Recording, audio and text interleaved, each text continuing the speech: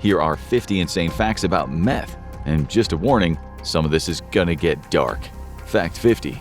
As the saying goes, life imitates art, and when it comes to Breaking Bad, there have been quite a few real-life Walter Whites. One of them was literal. A man named, you guessed it, Walter White, topped the 2016 Most Wanted list in Tuscaloosa, Alabama for the manufacture and selling of meth. He wasn't a teacher, but don't worry, there have been teachers who followed the fictional Mr. White's footsteps too. In 2011, a 74-year-old math professor from Boston University was charged with running a meth lab. Then in 2012, William Duncan, a junior high chemistry teacher in Cass County, Texas, was accused of cooking and selling meth. He was caught after attempting to sell his product to undercover cops in the parking lot of the school where he taught.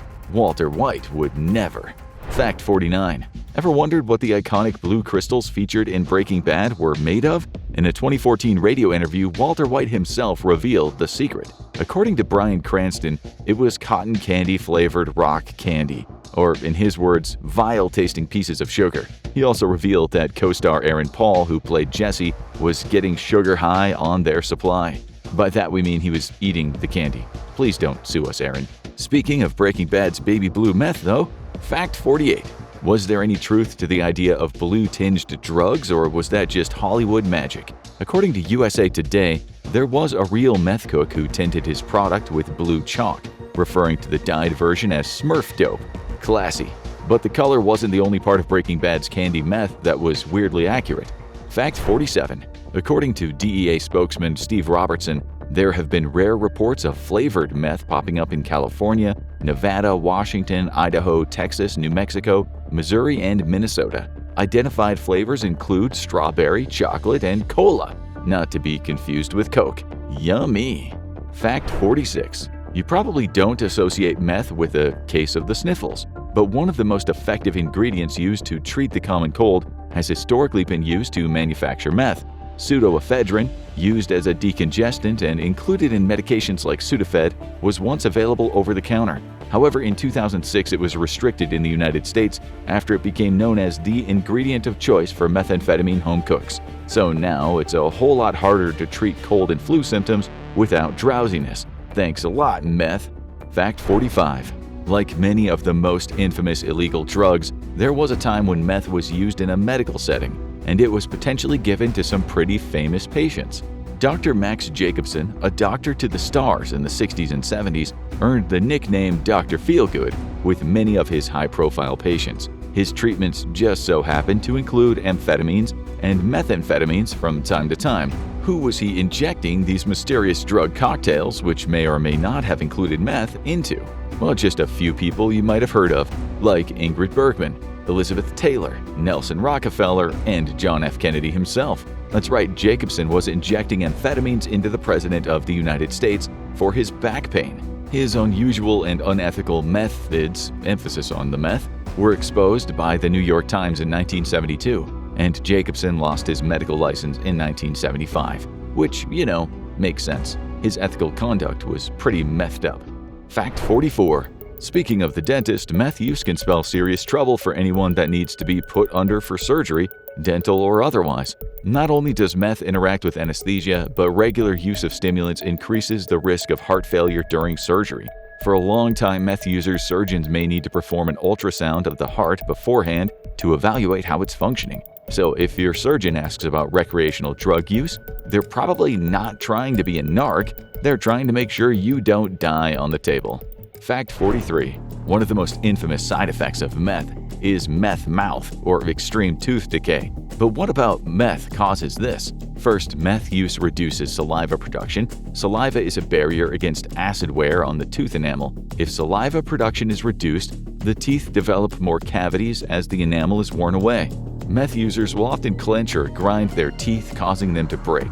And add in the fact that many meth users consume high-sugar beverages to combat their dry mouth, the decreased blood to oral tissues that results from methamphetamines, lesions in the gums and cheeks caused by smoking meth, and top it all off with the likelihood that prolonged meth users are less likely to notice oral pain or seek medical attention, and you're looking at a dentist's nightmare. Fact 42. Meth is often associated with rural America today, but it was actually first invented in Japan. chemist Nagai Nagiyoshi synthesized methamphetamine from ephedrine in 1893. Later, Akira Ogata synthesized it in a crystalline form in 1919. The process by which he synthesized meth in this form involved a mixture of red phosphorus, iodine, and ephedrine, and it's a process still used by some meth manufacturers today. Nice to know that humble, small-town meth cooks are keeping traditions alive. Fact 41. So, what's the deal with ephedrine?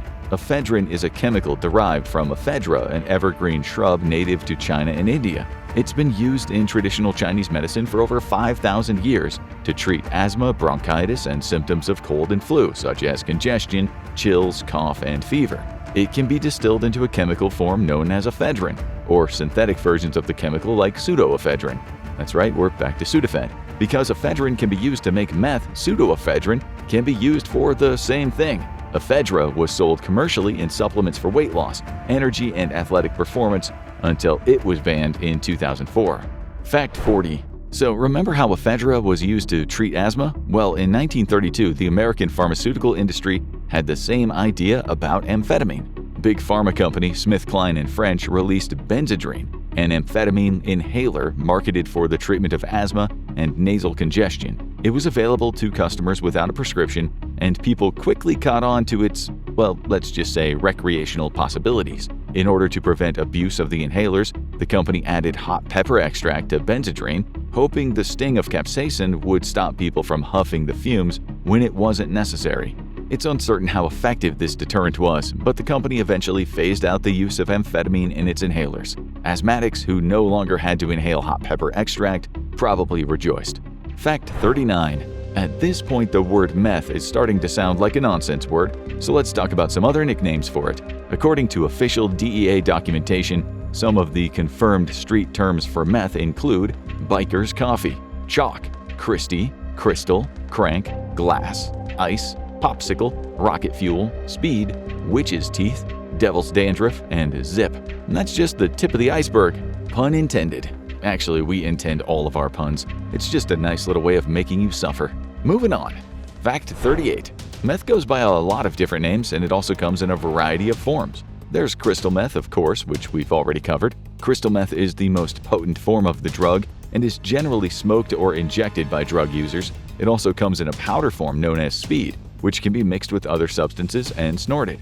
Then there's base, which is a more potent and pure form than powder and is a damp or oily substance with a white, yellow, or brown color. This is usually injected or swallowed by meth users. None of those sound all that appealing to us. Fact 37. There's another form of meth we haven't covered yet, prescription meth. That's right, methamphetamine is available in prescription form. Okay, it's not exactly true. It's a form of the drug known as methamphetamine hydrochloride, also known as Desoxin. This drug is a controlled substance that is occasionally prescribed for the treatment of ADHD. Amphetamines can be very useful in the treatment of ADHD, including Adderall and Ritalin. It's important to note that these drugs don't have the same effects when used to treat this specific medical condition as they do when taken recreationally by those who don't need them. As the saying goes, the dose makes the poison, and there is an ocean of difference between taken as directed Ritalin and crystal meth. That was heavy, so how about some music to take our minds off it? Fact 36. Hey, you know that song Semi-Charmed Life by Third Eye Blind? Yeah, you do, even if you don't realize it. Maybe you heard it on the radio or while in a dressing room in a department store somewhere. The song was massively popular on release and continues to be used in ads, movies, and TV shows, and it gets a lot of radio play. It's a pretty cheerful song if you don't focus on the lyrics so much. If you do, you might realize it's actually about meth. You might notice the line, "The sky was gold, it was rose, I was taking sips of it through my nose, and I wish that I could get back there, someplace back there, smiling in the pictures you would take. Doing crystal meth will lift you up until you break." Pretty heavy material for a song once covered by Alvin and the Chipmunks. Fact 35. Speaking of artists writing about meth use, Jack Kerouac famously wrote On the Road, but he also was on amphetamines. While he wasn't using meth per se, he was very fond of Benzedrine and would write to other famed beat poet Allen Ginsberg, "Benny has made me see a lot." By the way, On the Road was written in only 3 weeks with no paragraph breaks on one giant scroll made out of taped together sheets of paper. But that's probably not related. Fact 34. It's been a minute since we talked about Breaking Bad. Let's fix that. The creators of the show reached out to the Drug Enforcement Administration during the process of production, and the DEA chemists came on board to teach Aaron Paul and Bryan Cranston how to make crystal meth. Which brings us to our next fact. Fact 33.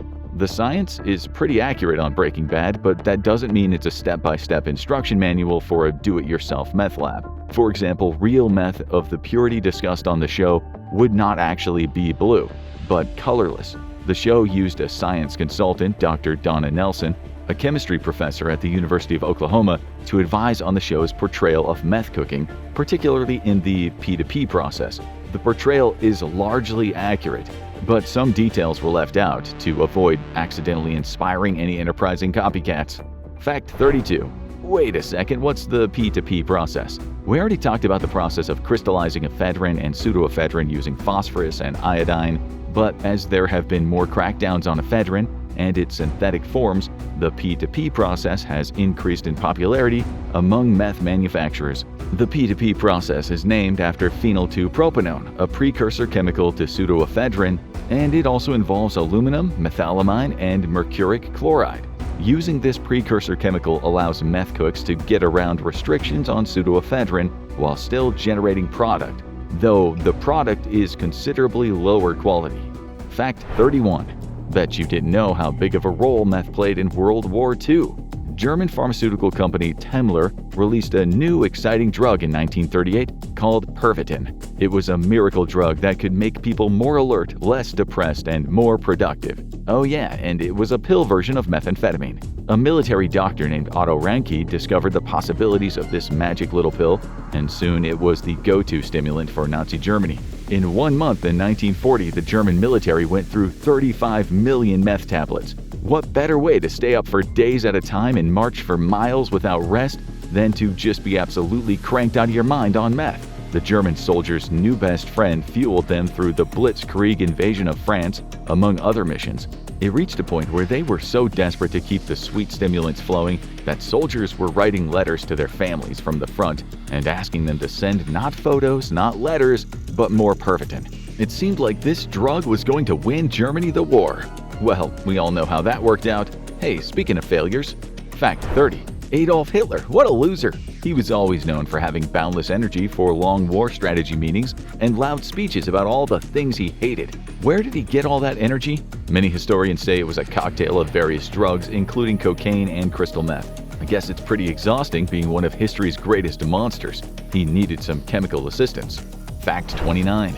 It should be noted that it wasn't just the German military using performance-enhancing drugs during World War II. American soldiers used Benzedrine as their combat stimulant of choice, taking it to keep themselves awake and alert and to stave off battle fatigue. Meanwhile, the British soldiers consumed Dexedrine for the same purpose. So everybody was on some kind of amphetamine, and they were all shooting at each other. The art of war. Fact 28.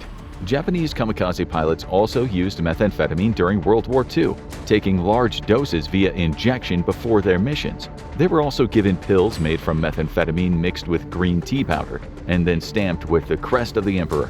These were known as storming tablets. After the war ended, many soldiers returned home with meth habits, and the drug gained momentum in the streets of Japan.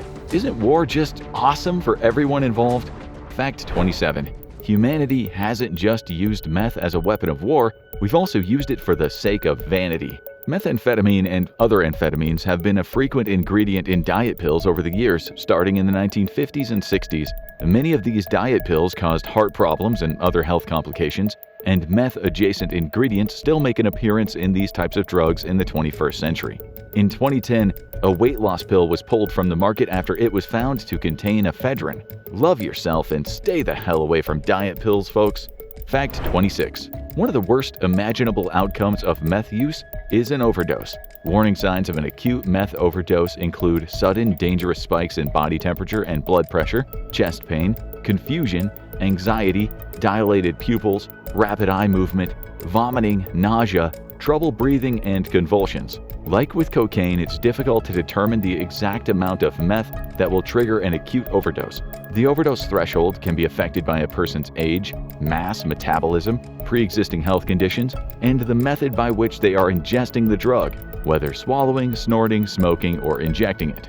Fact 25. So let's say someone's trying to get off of meth once and for all. What does methamphetamine withdrawal look like? Well, the severity of the withdrawal symptoms depends on the person, as well as how much meth they're using and for how long. The physical symptoms of withdrawal can include exhaustion, disturbed sleep patterns, dry mouth, headaches, anxiety, hallucinations, and muscle spasms.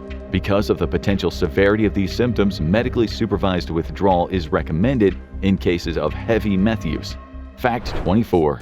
If meth is so bad for the body, why do people even do it? Taking meth floods the brain with dopamine, a neurotransmitter that plays a major role in emotions, bodily movement, and feelings of both pleasure and pain.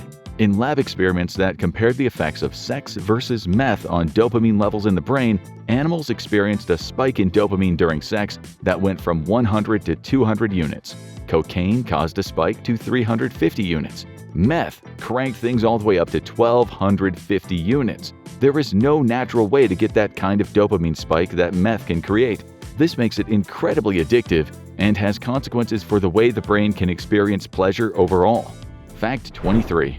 Long-term use of meth impacts the ability of the brain to naturally produce dopamine. Chronic meth users have lower levels of dopamine receptors than those who abstain from it. So when meth users try to get clean, their ability to feel pleasure is decreased, and they often plunge into depression, sending them straight back to the only drug that can make them feel normal.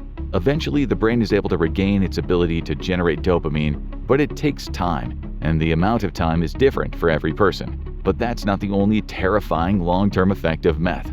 Fact 22. Prolonged meth use can also trigger hallucinations and psychosis. One of the most common and distressing hallucinations is the tactile or physical sensation hallucination of bugs crawling across or under the skin. This is often referred to as meth bugs, ice mites, meth mites, and crank bugs. It can lead to aggressive picking and scratching of the skin, leaving open wounds that can become infected or even lead to deadly sepsis. Meth use also suppresses the immune system, making the likelihood of infection or related conditions all that much higher. All in all, these hallucinations are painful and terrifying for both the person experiencing them and anyone trying to care for them.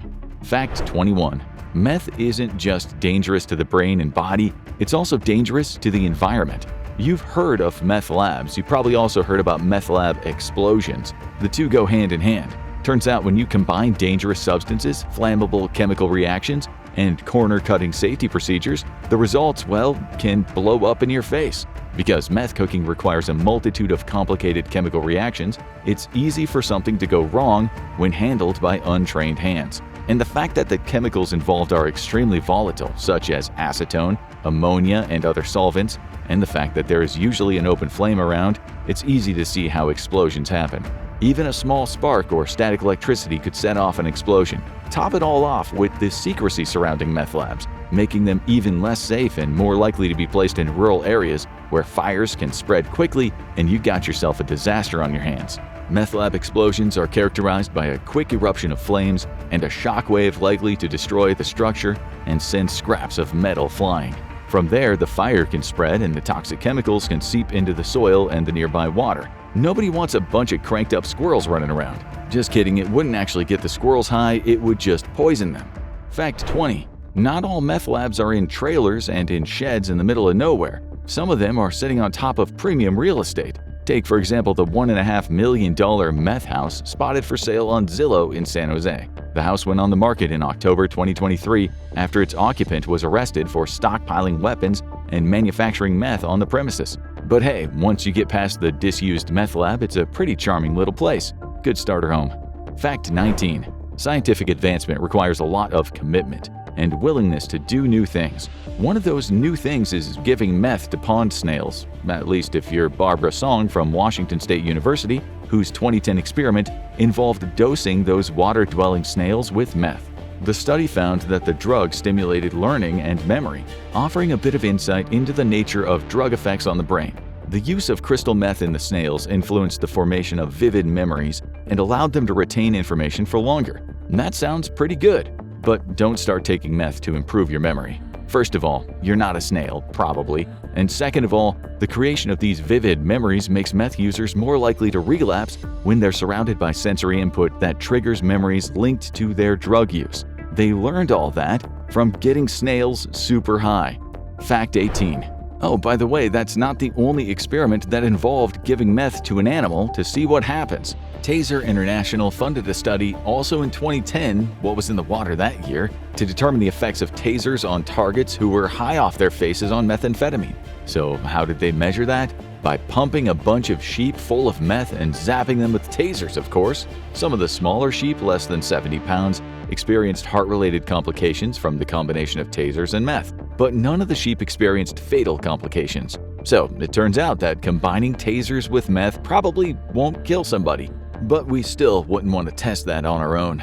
Fact 17. North Korea isn't the first place that comes to mind when you think of the meth trade, but over the years the country has become dominated by the amphetamine trade. While it is still illegal there, the stigma against the drug has faded over time, and officials are more than happy to look the other way when bribed by meth manufacturers. According to Andrei Lankov, a North Korean expert at Kookmin University in South Korea, meth, until recently, has been largely seen inside North Korea as a kind of very powerful energy drug, something like Red Bull amplified. It was even a nationally sanctioned practice for a while, according to Business Insider. From the 1990s to the 2000s, the country made its own meth and trafficked it through diplomatic channels to raise money. As the 2000s wore on and the official state manufacturing slowed, private and independent meth manufacturers began to pop up. In 2010, China seized $60 million worth of drugs, including meth, being trafficked from North Korea. Fact 16. Earlier, we talked about the difficulties of going through meth withdrawal. If you're going through withdrawal yourself, it's important to seek out support, medical and otherwise. But what if you're the person offering that support? Experts agree that taking these steps can allow you to help out a loved one going through withdrawal from methamphetamines. Make sure they sleep a lot. Make sure they stay hydrated.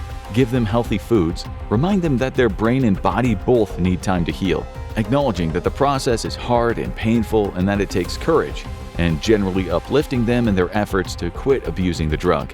Helping a loved one through withdrawals can make you feel powerless, but you can do a lot just by being there. Now that was kind of heavy, so let's talk about something weird. Fact 15. Meth smuggling is nothing new. So how about smuggling meth and sharks? A Louisiana man was arrested in August 2022 in the Gulf of Mexico when authorities determined that he had too many sharks on board. Oh, and he had a bunch of crystal meth too. It was bull shark fishing season and he had more than the legal limit of sharks, limited to just one per vessel. And as it turns out, the legal limit for meth is absolutely no meth at all, so he was over that as well. He wasn't smuggling the meth, he was just smoking it as far as anyone could tell, but still a crime. Don't smoke meth and drive boats, kids. And definitely don't do it with sharks, that's just an accident waiting to happen. Fact 14. Fish and meth just don't go together. In April 2024, U.S. Customs and Border Protection officers seized nearly 50 pounds of methamphetamine hidden in an ice chest full of dead fish. The driver was attempting to cross the border between the U.S. and Mexico when a scan spotted irregularities in his ice chest. Inside the ice chest, they found a bunch of dead fish and 47 pounds of meth. Stop traveling with meth and fish, folks. Fact 13. Now let's talk about some myths. Some messy meth misinformation you don't want to miss. Hey, new sobriety test just dropped. Say that 5 times fast to prove you're not on meth. Anyway, one popular myth is that using meth once immediately results in addiction. That is untrue. The fact of the matter is that addiction develops from repeated use. Research suggests that it can take 2 to 5 years for meth use to develop into addiction. Though take that with a grain of salt because it does vary from person to person, and it works differently for smoking versus injection. Fact 12. Another meth myth is that the average length of time from first use of meth to death by meth is 5 years. There's no data to suggest the veracity of that claim. For example, methamphetamine users in Missouri entering treatment for the first time have been using meth for nearly 10 years on average. So as long as someone is still breathing, it's never too late for them to seek treatment for meth abuse. Fact 11. Speaking of which, another often repeated myth is that meth addiction is not treatable. Clinical studies have shown that this is completely untrue. In fact, treatment for meth abuse has similar outcomes to treatment for abuse of other drugs, such as cocaine. The two groups do not differ in treatment adherence, clinic attendance, drug-free urine tests, or successful completion of rehab programs. Of course, longer periods of treatment correlate to more success. For example, meth users who undergo treatment for at least 4 months have almost double the rate of success in avoiding relapse. Fact 10. Another myth about meth is that it causes holes in your brain. While meth undoubtedly has a negative impact on brain function when it's being used, and it can cause damage to nerve cells due to neurotoxic properties, these effects are not permanent. Dark areas visible on brain scans are not holes, but rather they're areas of low or no function. Over time, this damaged tissue is able to repair itself as long as there is no further use. Some of the damage can be permanent, but there are no holes. And again, as long as someone is still breathing, it's never too late to make a change. Fact 9. It can be dangerous to combine meth with prescription drugs. Some of the most dangerous drugs to combine with meth are antidepressants. When mixed with meth, antidepressants can cause serotonin syndrome, an excessive release of serotonin that leads to confusion, rapid heart rate, high blood pressure, seizures, and even death. It can also increase the risks of heart attacks and can worsen the mental health conditions that the antidepressants are being used for. Fact 8. Another extremely dangerous type of prescription drug to mix with meth is opioids. Combining meth with opioids can lead to severe respiratory depression, where the breathing slows to a dangerous rate. The stimulant effects of the meth can cause the sedative effects of opioids to go unnoticed, resulting in accidental overdose of one or the other. Finally, consuming both puts a tremendous strain on the cardiovascular system, and it can lead to a stroke or heart attack. When it comes to medications, meth does not play well with others. Fact 7.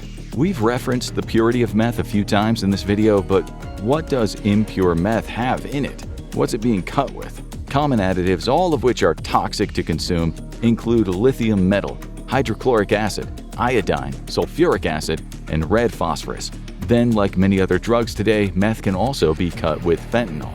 Fact 6. It's good to be concerned about what you're putting into your body. However, it's probably best not to call the police and then ask them to test your meth for you. That's what a Florida man, who else, did in 2022. When he suspected he had been sold bath salts instead of meth, he decided rather than talk it out with his dealer, he called the cops and asked them for their expert opinion. It did not end well for him. Fact 5. One word that's often associated with meth is tweaker or tweaking, but what does that mean?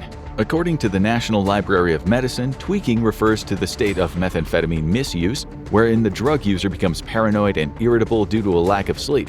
At this point, they have usually gone without sleep for somewhere between 3 and 15 days. During this stage, the person is unable to get as high as they usually do and becomes frustrated by the need to up their dosage. They can become violent, unpredictable, and potentially dangerous to others or themselves. This particular stage can be identified by rapid eye movement, up to 10 times faster than normal, a quivering voice, and jerky movements. Fact 4. Florida man and meth seem to go together like peanut butter and jelly. Another story saw a Florida man hiding meth in, well, let's just say his rear, after a hit-and-run car crash. The driver hit a paraplegic bicyclist hand-pedaling on the road and immediately fled the scene. But karma was swift and the authorities tracked the man down and found him with meth between his cheeks, not the ones on his face. Fact 3. Meth first exploded in popularity as an illegal drug in the 1980s, but it is still very much in style in certain parts of the United States. According to the Pew Research Center, from 2015 to 2019, arrests for meth possession increased by 59%, and self-reported possession of meth increased by 22%. Fact 2. If you or someone you know is struggling with meth abuse, there are resources available. The National Institute on Drug Abuse recommends multiple potential courses of action, including the Matrix model, a 16-week behavioral treatment that combines therapy, family education, and counseling with traditional 12-step support. There are also contingency management interventions, which use positive reinforcement to assist with abstinence from drugs. Look into your local resources as well, as there are lots of people who want to help. Fact 1. Let's take things out on a lighter note. Say you're designing an awareness campaign for the issue of meth abuse in your area. Say you have to come up with a catchy slogan, something that gets people thinking about the meth crisis and how we're all in it together when it comes to solving it. The South Dakota government went with the well-intentioned but disastrous "Meth, we're on it." South Dakota has indeed been seeing a troubling uptick in meth usage, with twice as many teenagers using it in the state than the national average. However, we're not so sure this campaign really gets the message across, unless they're trying to imply that the only way to have enough energy to stop meth is to start smoking it too. If you can't beat 'em, join 'em. Note, we here at the Infographics Show do not, under any circumstances, endorse joining them. It's one of the only certainties in life. From the moment we're born, we're counting down to the moment we die. Death is an absolute for almost every living thing, but there are many things we still don't know about it. Buckle up for 50 insane facts about death and dying. Number 50. Death at first sight. When someone expires, especially if they haven't been conscious for a while, it can be hard to tell that they're really gone. But there is one way to check. The eyes have it. One of the first signs of death is that a person's eyes cloud over, as the body functions cease and oxygen stops flowing to the eyeballs. If a person's eyes are open, this can happen as quickly as 10 minutes after the time of death. It's not the body's only weird effect after death. Number 49. Growth in death? It's been one of the strangest things people have noticed after their loved ones pass away. They swear that their nails and hair keep growing even after death. Is it possible that these keratin-based body parts are still active even after all life function have ceased? In a word, no. What actually happens is that the body starts drying out. This causes the skin to retract and tighten, which pulls away from the hair and nails, making them look longer. And there are many dramatic changes in the body right after death. Number 48. Unlucky stiff. It's one of the most famous parts of death, rigor mortis. The whole body seems to tighten up and become stiff and hard. This makes the body hard to move, but it's only a temporary condition that begins a few hours after death. Within a day to 5 days, the body will loosen up, which makes prepping it for a funeral much easier. This is a benefit to having funerals a while after death, but some effects are much creepier. Number 47. A ghostly noise. Imagine you're a morgue worker and you're handling the latest bodies that came in. Then, suddenly, from the closed room where you're the only person working, comes a ghostly moan. Time to call the exorcist? Maybe not. As gases left in a body start to filter out through orifices, this causes the vocal cords to vibrate. This can make the sound like a corpse is moaning or groaning. A terrifying effect, but a totally normal one. But absent intervention, the body will take care of itself after death. Number 46. Eating at you. Did you know that we technically have more foreign creatures living in us than our own cells? We're full of bacterial cells at all times, but our body's defense mechanisms keep them at bay. As soon as we die and our body systems cease to function, it's buffet time for all those normally helpful bacteria. They'll start eating at the body, and that lets them multiply much faster and start the process of decomposition in earnest. And decomposition happens in a lot of different ways. Number 45. Wax on, wax off. Grave wax might sound like a product cemetery owners use to keep everything in good shape, but it's actually a natural product. Clinically known as adipocere, it's a waxy product caused by decomposition of body fat that forms on the skin and can often leave the body looking something like a wax figure. This only happens when a body is under wet conditions with minimal oxygen, and bodies that decompose this way are a rarity found in museums. Decomposition varies based on conditions. Number 44. A grave timeline.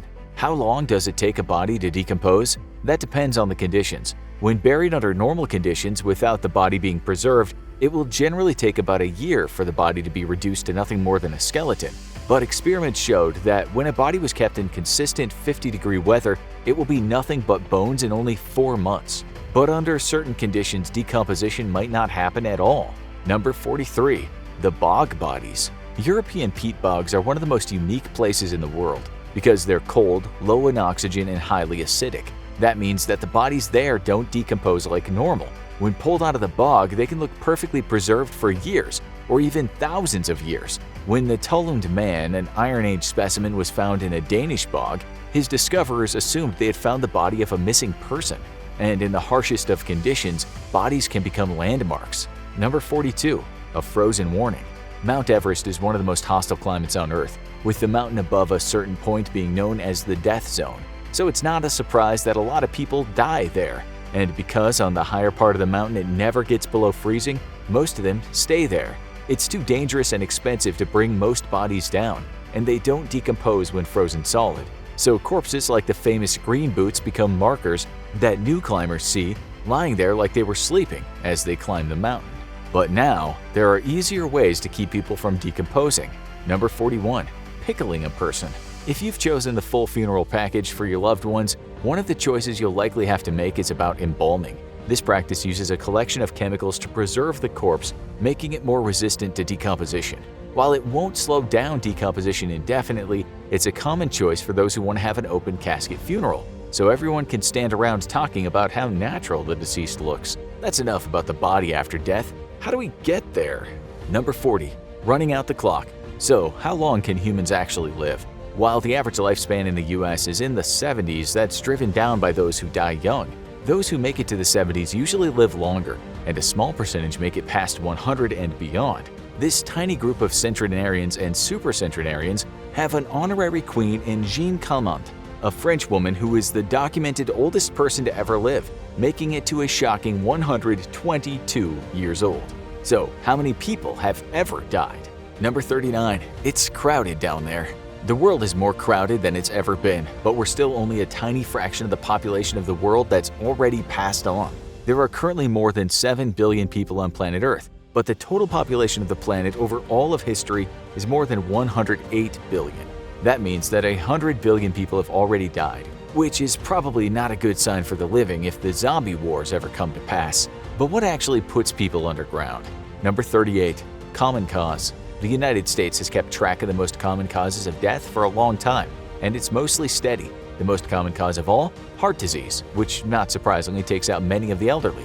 Cancer isn't far behind, but number 3 is accidental injury, which is the most common cause of death for all age groups between 1 year and 44. Once you get older, it's your own body that's more likely to get you. But one cause of death isn't a cause of death at all. Number 37. No exit. You hear about it so often. An old person dies of old age. Well, people may say it, but you'll never see it on a death certificate. That's because no one has ever died of old age. What actually happens is that people reach old age, immune systems weaken.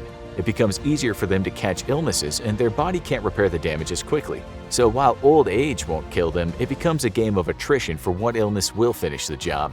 But can you die from water? Number 36. Too much of a good thing. Sure, you can die from water. Drowning kills many people, and scalding water can cause fatal burns. But simply drinking too much water can kill you as well. A woman who drank 6 liters of water in 3 hours to win a contest died of hyponatremia, or water overdose. But unlike other overdoses, this isn't poisoning. What actually happens is that you drink too much water for your body to process, which causes the sodium levels in the blood to dilute fatally. And speaking of water, number 35. A wet reveal. If you wanted to kill someone, getting rid of the body in the water would seem to be smart. After all, everyone would just assume they drowned, right? Not if forensic scientists are on the case, because the body stops functioning after death. Detectives can figure out if someone was dead before they hit the water by looking at their lungs. If someone drowned, their lungs will have filled up with water, while a corpse dumped in the water would still have lungs full of air. But not all methods of solving murder have held up with time. Number 34. The eyes have it. When someone was murdered in the 19th century, investigators did something unusual. They would remove the victim's eyes and dissect them. This is because they believed that the eyes were like cameras, capturing images, and their killer's image was the last thing they ever saw. Not surprisingly though, they never seemed to find where that image was stored, and this became one of the many weird scientific ideas that didn't survive the march of progress. Some causes of death are a lot rarer than you might think. Number 33. Not so scary. When someone paddles into the water, they're no doubt keeping an eye out for any hungry finned predators. But dying of a shark attack is incredibly rare, and more people die of selfie-related incidents per year. Likewise, skydiving seems like a terrifying and dangerous activity, but the technology is surprisingly safe. More people die per year in dance parties and nightclubs than die by falling from an airplane. But 3 days of the year might be deadlier than any other.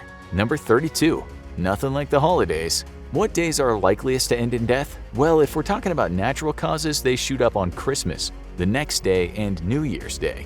While murders and suicides actually decrease during the holidays, many people who might be feeling sick will put off treatment because they don't want to check into the hospital on a holiday, and by then it might be too late. Add in many top doctors taking the holiday off, and it could be a deadly combo. But one cause of death might outstrip all the others. Number 31.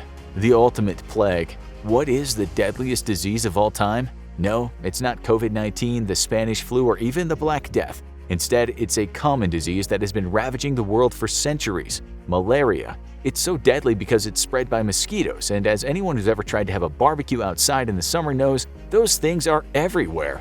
It kills more than 500,000 people in most years, and likely killed far more in the past when medical treatment wasn't as advanced. For many, death comes quickly, but what happens when it's slower? Number 30. The last go. When people die due to illness, organ failure, or cancer, they can often convalesce in the hospital or hospice facilities for an extended period, being kept comfortable with medicine. When they reach the final stage and their death is imminent, their senses will begin failing them, although they're often too sedated to react. But one sense is the last to go: hearing, which allows their loved ones to keep talking to them up until the very end. Some deaths are a lot less peaceful than that, though. Number 29. Execute this. The death penalty became a lot less common in the 20th century, with many nations, including all of Western Europe, abolishing it due to human rights concerns. But 53 nations around the world still execute their worst criminals, and they use a variety of methods. While the United States' favored method is lethal injection, you'll find states and other countries that use the electric chair, the gas chamber, firing squad, hanging, and even beheading. But which country executes the most people? Number 28. The final countdown. The United States only executed 22 people in 2019, mostly due to the lengthy appeals process and the fact that many states no longer have the death penalty. It's believed that the country with the most executions is China, executing over 1,000 people in that same year, but they don't release execution data, classifying it as a state secret. That makes the official champion Iran, which executed 251 people in 2019. But one method of execution has fallen out of favor. Number 27. The chopping block. It's one of the most infamous inventions of all time, the guillotine, a sharp blade attached to a machine that will cleave a head from the neck in a second. But it was first conceived of by Dr. Joseph-Ignace Guillotin, a French physician, as a humanitarian invention. He believed it would be a painless and humane way to carry out executions, despite opposing the death penalty himself. He would then watch as it was used to carry out countless political executions during the Reign of Terror. But the guillotine had another disturbing edge to it. Number 26. Don't blink. The guillotine was believed to be an instantaneous execution method, killing people in a quick slip of the blade. But after many executions, people noticed something disturbing. The severed heads didn't quite seem dead just yet. People claimed to notice eyes moving or mouths opening. An involuntary reaction of the muscles? Maybe. But scientists now believe a severed head can remain conscious for up to 20 seconds, long enough for it to be hoisted up before the crowd. That's enough of that. Let's get to the body in the ground. Number 25. 6 feet deep. It seems to be the standard at every cemetery, but why are graves dug 6 feet deep? It's a lot of work and a health hazard for anyone who might trip into it. Turns out that the root of the tradition comes to the Black Plague, the deadly plague that ravaged Europe. In the year 1665, London was suffering an outbreak, and the mayor decreed that all bodies should be buried 6 feet underground to try to stem the spread of the disease from the corpses. But the traditional burial might be falling out of fashion. Number 24. Burning up. Cremation, where the body is burned in a powerful oven and the remnants are returned to the loved ones, is becoming a popular alternative to burials. In fact, it's actually surpassed the popularity of burial in the United States, and it's estimated that by 2040, as many as 80% of people may choose cremation. This is because burial plots are becoming increasingly costly, and cremation offers lower costs and increased flexibility. But there's one common misconception. Number 23. Where's the ash? We've all met someone who had grandma's ashes on her mantelpiece, or did they? One of the most common misconceptions about cremation is that there are ashes involved. But what is actually returned to the family isn't ash at all, it's a fine powder, usually known as bone ash. But what it actually contains is the minerals in the bones. The powerful ovens burn away everything else, clean, and the mineral content is all that's left. Still, keep the cat away from the urn. But ashes don't need to stay on the mantle. Number 22. Going out in style. Cremation ashes are sterile, non-toxic, and odorless, which means they can be incorporated into just about anything safely. So if you want a more permanent memento of a loved one, they can be compressed into gemstones. If you want to celebrate their interest, their ashes can be mixed into paint or used in ink for sheet music. And if you really want to send them out with a bang, companies can mix the remains with gunpowder and design a custom batch of fireworks, the perfect way to send off that rowdy uncle. But one use for cremation remains may last far longer than the person.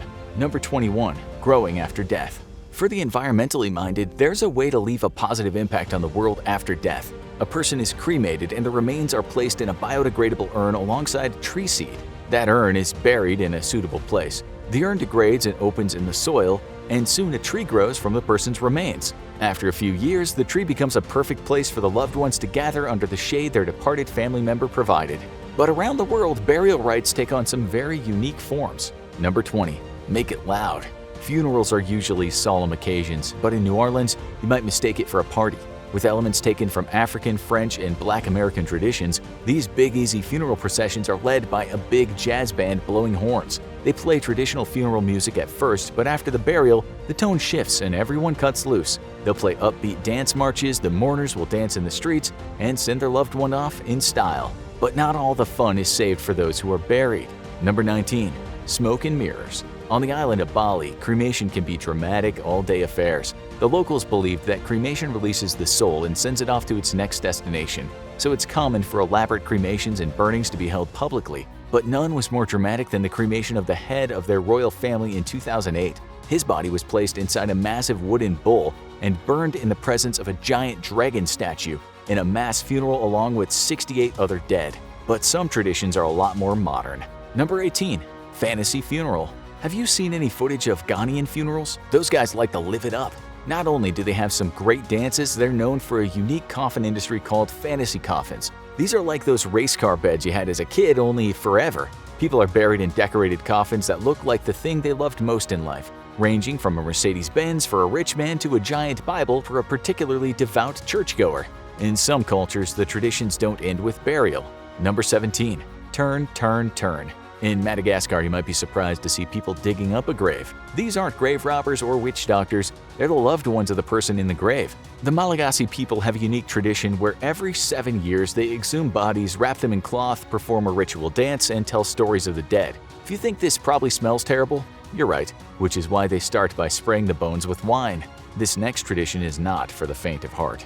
Number 16. Burial in the sky.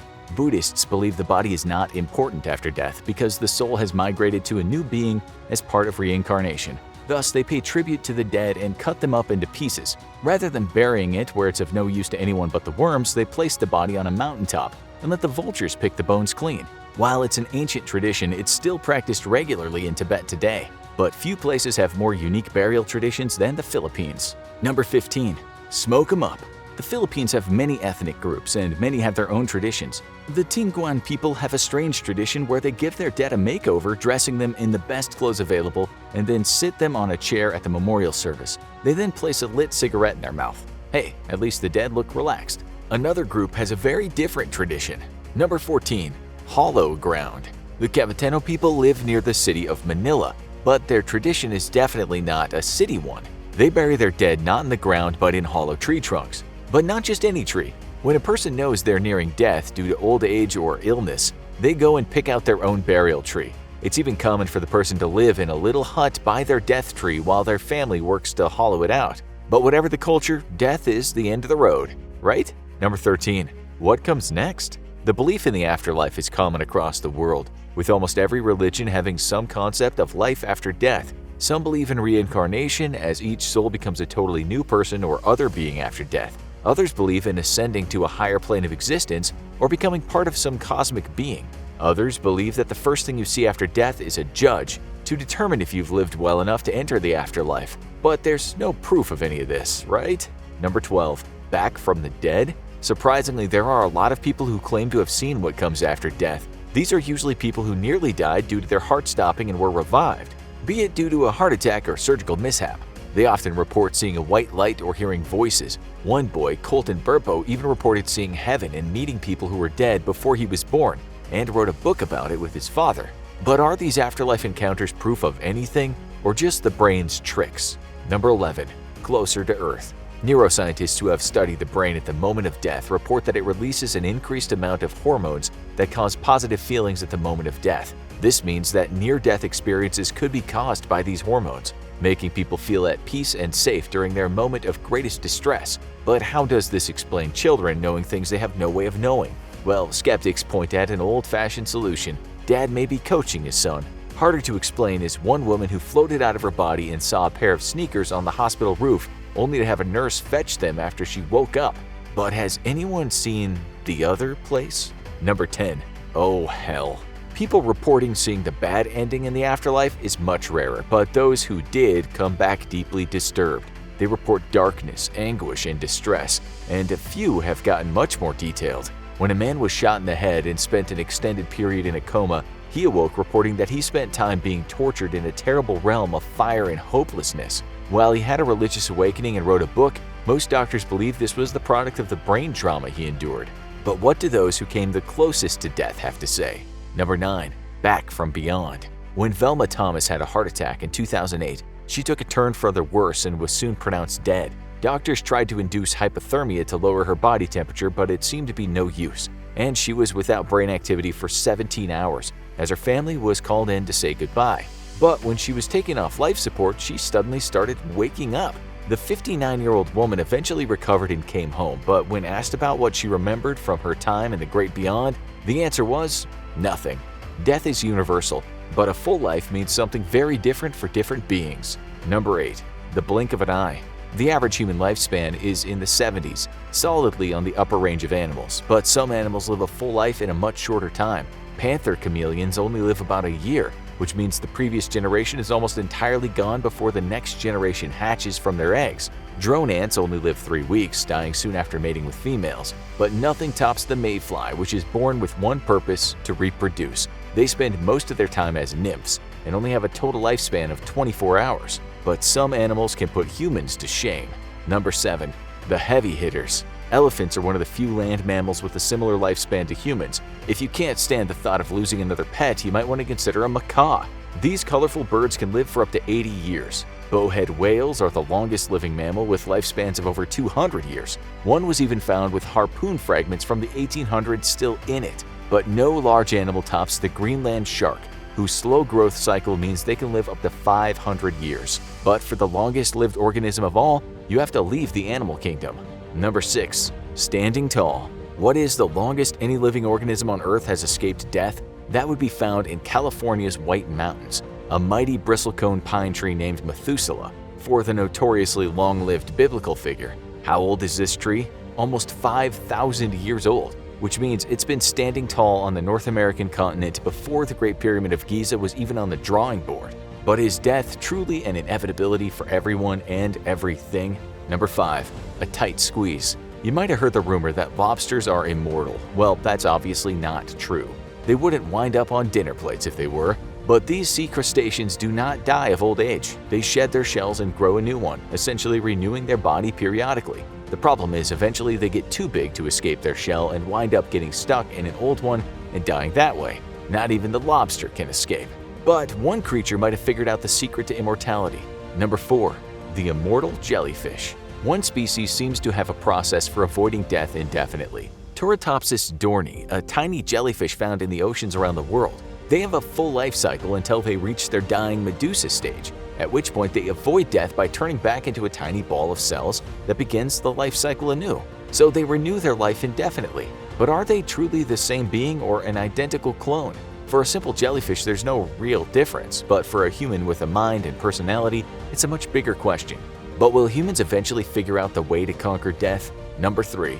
The deep freeze. Some people are already working on it. A cottage industry has emerged of people being cryogenically frozen in the hopes that they can eventually be revived in the future. The law dictates that cryogenic freezing can only happen after the person is pronounced dead, and it's most commonly practiced by those who die of incurable diseases. At least 250 people are frozen in the United States, and 1,500 more have signed up.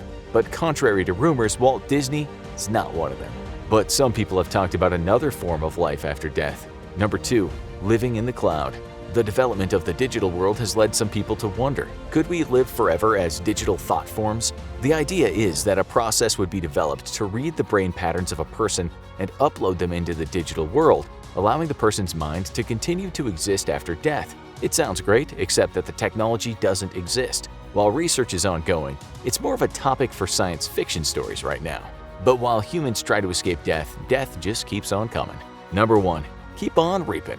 The good news for humanity is that the global birth rate continues to outpace the global death rate, and the population keeps growing no matter what the diseases are out there. The bad news is a lot of people are dying from all sorts of causes. It's estimated that the global death rate is about 7.7 per 1,000 people, a little under 1% of the population every year, which means a lot of people looking over their shoulder for the Grim Reaper.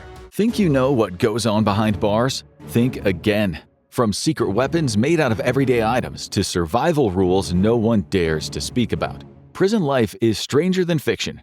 Some inmates even became the subjects of experiments so disturbing they sound like horror movie plots.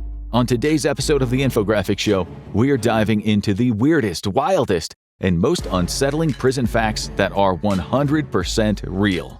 Number 50. The world's biggest prison break took place in 1979 inside Iran's Qasr prison. It was masterminded by future U.S. presidential candidate H. Ross Perot with the help from an Iranian employee of electronic data systems. A rampaging mob stormed the gates of the prison and tore down the defenses, all to rescue 2 trapped Americans. But as a fringe benefit, 11,000 other prisoners were also able to taste freedom in the chaos. Even the Guinness Book of World Records honors this incident with the prize for biggest jailbreak. Number 49.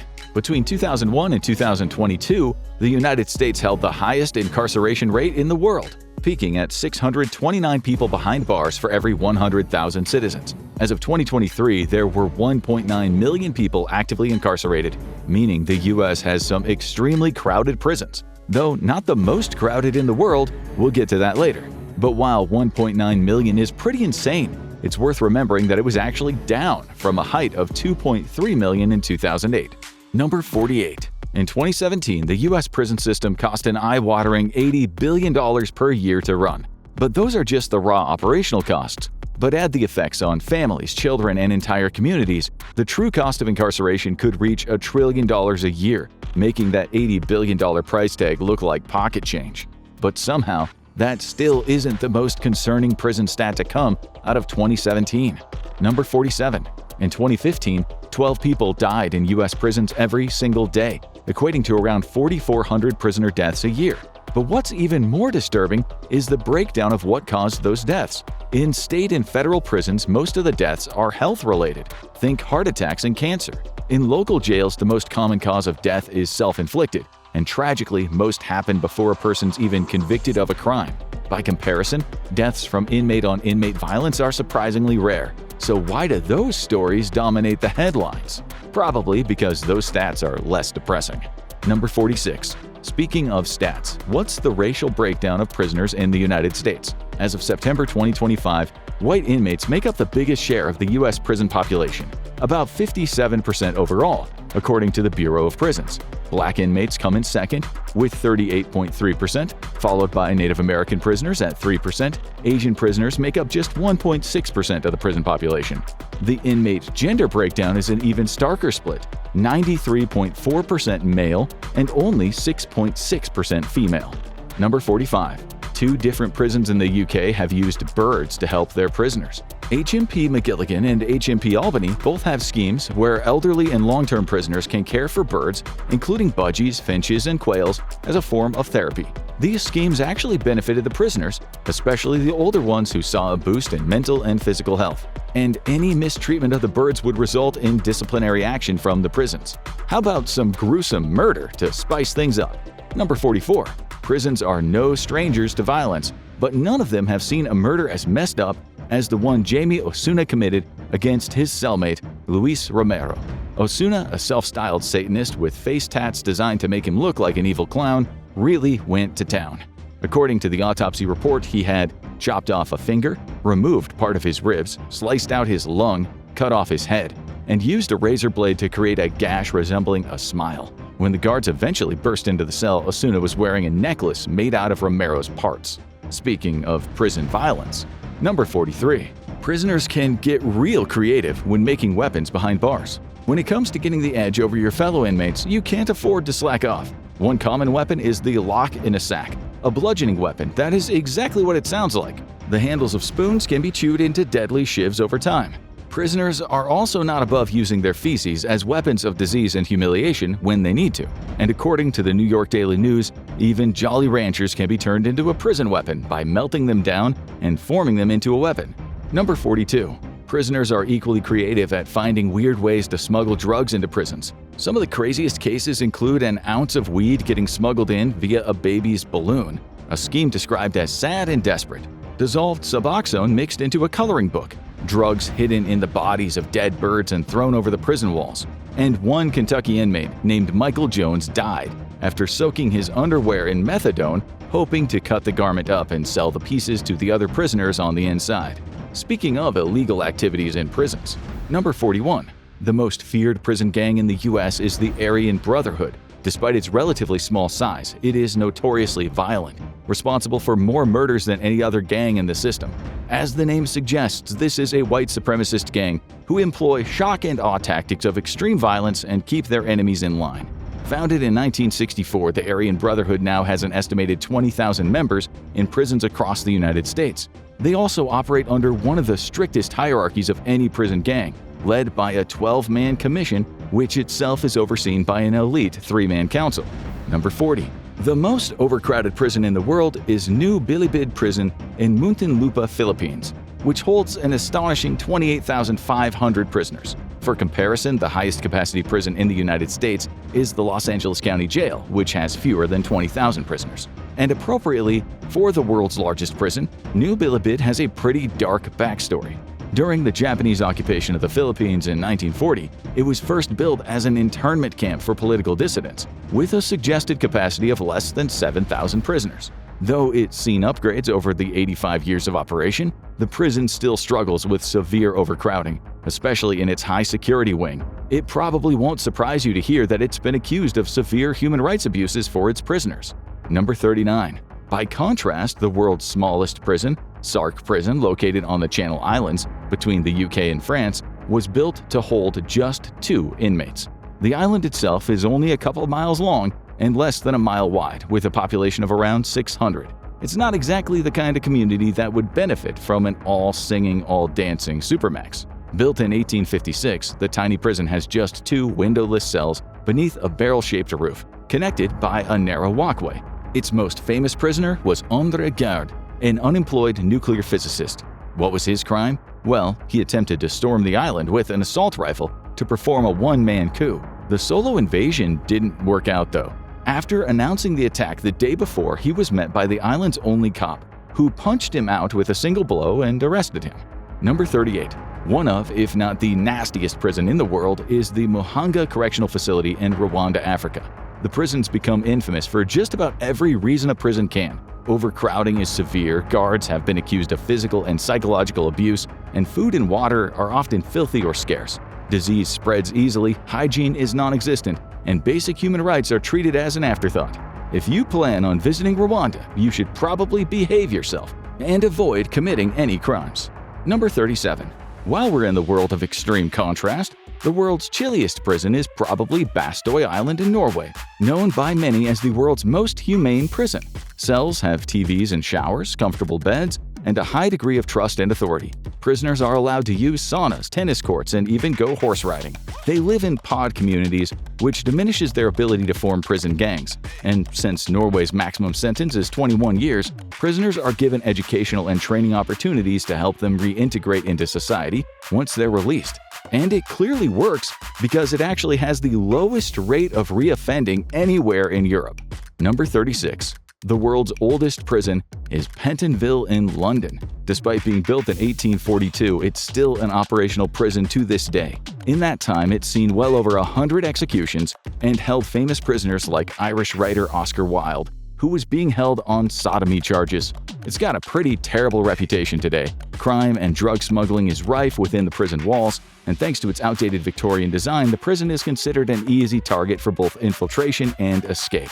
Number 35. America's most haunted prison is the Eastern State Penitentiary in Philadelphia in the USA. It's a notoriously brutal jail founded by the Quakers in 1829. The penitentiary name came from its religious roots. The goal was to make inmates truly penitent. Prisoners were kept in windowless solitary cells, cut off completely from the outside world. The isolation drove many of them to insanity, leading to outbreaks of violence and madness. Though solitary isolation ended in 1870, the damage was already done. Ghost enthusiasts claim the prison is home to countless pieces of spooky paranormal phenomena to this day.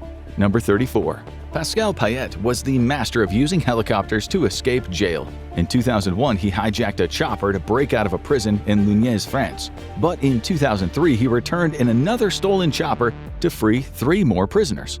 Choi Gap-bok earned the nickname the Korean Houdini after his intense yoga practice in prison allowed him to contort his way out of jail. And Frank Abagnale, the legendary con man portrayed by Leonardo DiCaprio in Catch Me If You Can, once escaped prison by convincing his guards he was an undercover inspector, complete with a fake badge. They allowed him to walk right out the door, where he was picked up by a friend and drove away. Number 33. Service dogs help take the edge off of prison. One study found that allowing well-behaved inmates to train dogs in prison had remarkable results: a 94% boost in overall well-being, a 32% increase in confidence and self-esteem, and a 25% improvement in mental health. And that same study found it was great for the dogs too. The program led to a 148% improvement in relationship skills and a 224% improvement in mental health. Number 32. Martha Stewart also takes the edge off. American celebrity chef and lifestyle icon Martha Stewart served time in prison in the early 2000s for a white-collar crime, lying about the reason she sold company shares. While inside, she and some of her fellow inmates smuggled food out of the cafeteria so she could use her famous skills to cook high-end meals for them all. Number 31. In Australia, prison theater is a thing. There's been a thriving culture of prison theatrical troupes and prison playwrights for decades. One of the most famous inmates was Jack Carlson, known for the viral succulent Chinese meal video that captured his famously over-the-top arrest. Talent can come from the strangest places. Number 30. Let's visit one of the most famous prisons in the world, Alcatraz. Before it was a prison, it was actually a military fort fitted with over 100 cannons to defend the West Coast. During the California Gold Rush, Alcatraz Island was fortified with the hope that its defenses would deter foreign powers from seizing control of the booming gold operations.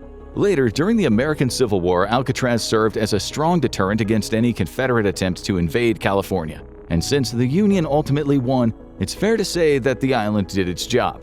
Number 29. Prisoners built Alcatraz prison. After the Civil War, the island's military base was decommissioned and repurposed as a high-security detention center for military prisoners. Under the watchful eyes and guns of their captors, the prisoners were forced to build the facility themselves. It later became a high-security prison for civilian criminals too.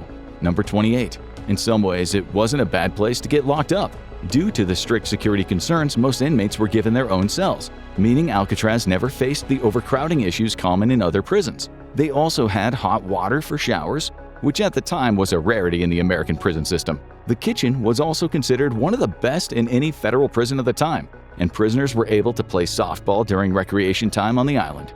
But there was a sinister ulterior motive to all of this. Number 27. Getting the prisoners used to hot water and fine food was a strategic way of softening them up. Given that Alcatraz was a fortress stranded in the freezing waters of San Francisco Bay, guards made sure those icy waves seemed as deadly and unwelcoming as possible to anyone thinking of escape. And it worked because technically nobody ever officially escaped the place. Number 26. Alcatraz didn't shut down for the reason you would expect. With such an infamous reputation, you might think Alcatraz's closure is tied to some mysterious tragedy, or maybe it was closed down after decades of human rights abuses. But no, the reason for its closure was much more simple. It cost too much money to run. The salt water of the bay caused rampant corrosion of the man-made structures on the island. It also cost 3 times more to house each inmate than at any other prison in the country. And every week, 1 million gallons of fresh water had to be shipped in by boat. All of this proved to be such a massive headache that Alcatraz finally shut its doors for good in 1963. Number 25. California makes prisoners risk life and limb to fight its fires. During the LA wildfires of early 2025, over 1,000 inmate firefighters were deployed to help fight the blaze. This sparked major ethical concerns. Some inmates were risking their lives working up to 24 hours a day for just $26, far below minimum wage. Number 24. A shocking number of products have been made by prison inmates. These include Victoria's Secret lingerie back in the 1980s, military jackets, baseball hats, blue jeans, McDonald's uniforms, dentures, and caskets. Some companies that used prison labor, including Victoria's Secret, have since publicly apologized for doing so. But it's not the strangest service that prisoners have provided. Number 23. Some California criminals have recorded audiobooks for the blind. This includes Edmund Kemper, the famous co-ed killer who murdered 8 women. He recorded over 5,000 hours of audiobooks with a charity called Volunteers of Vacaville, continuing the work until a debilitating stroke in 2015. All of it was done from his high-security prison wing, and Kemper has expressed gratitude for the chance to do some good and repay a small part of his debt to society. Number 22. Some prisoners get really creative in spiting their captors. According to one story told to Vice by an ex-con, a trusted prisoner in the UK was allowed to leave the facility and help paint the prison warden's house. Later, the inmate was found wearing women's underwear, believed to be contraband just like the prisoner earlier who tried to smuggle methadone in his. And that's when the warden got a surprise. The underwear turned out to belong to his own wife, stolen and smuggled in by the inmate. Number 21. Some prisoners take pretty deranged souvenirs. In another story told by a UK ex-con, a prisoner had to be removed from their cell when the guards realized they had been keeping a pillowcase full of severed pigeon heads in their cell. It's the kind of thing that sticks with you, and definitely not in a good way. Number 20. Every prison has its own rules, but one stays the same no matter where you are.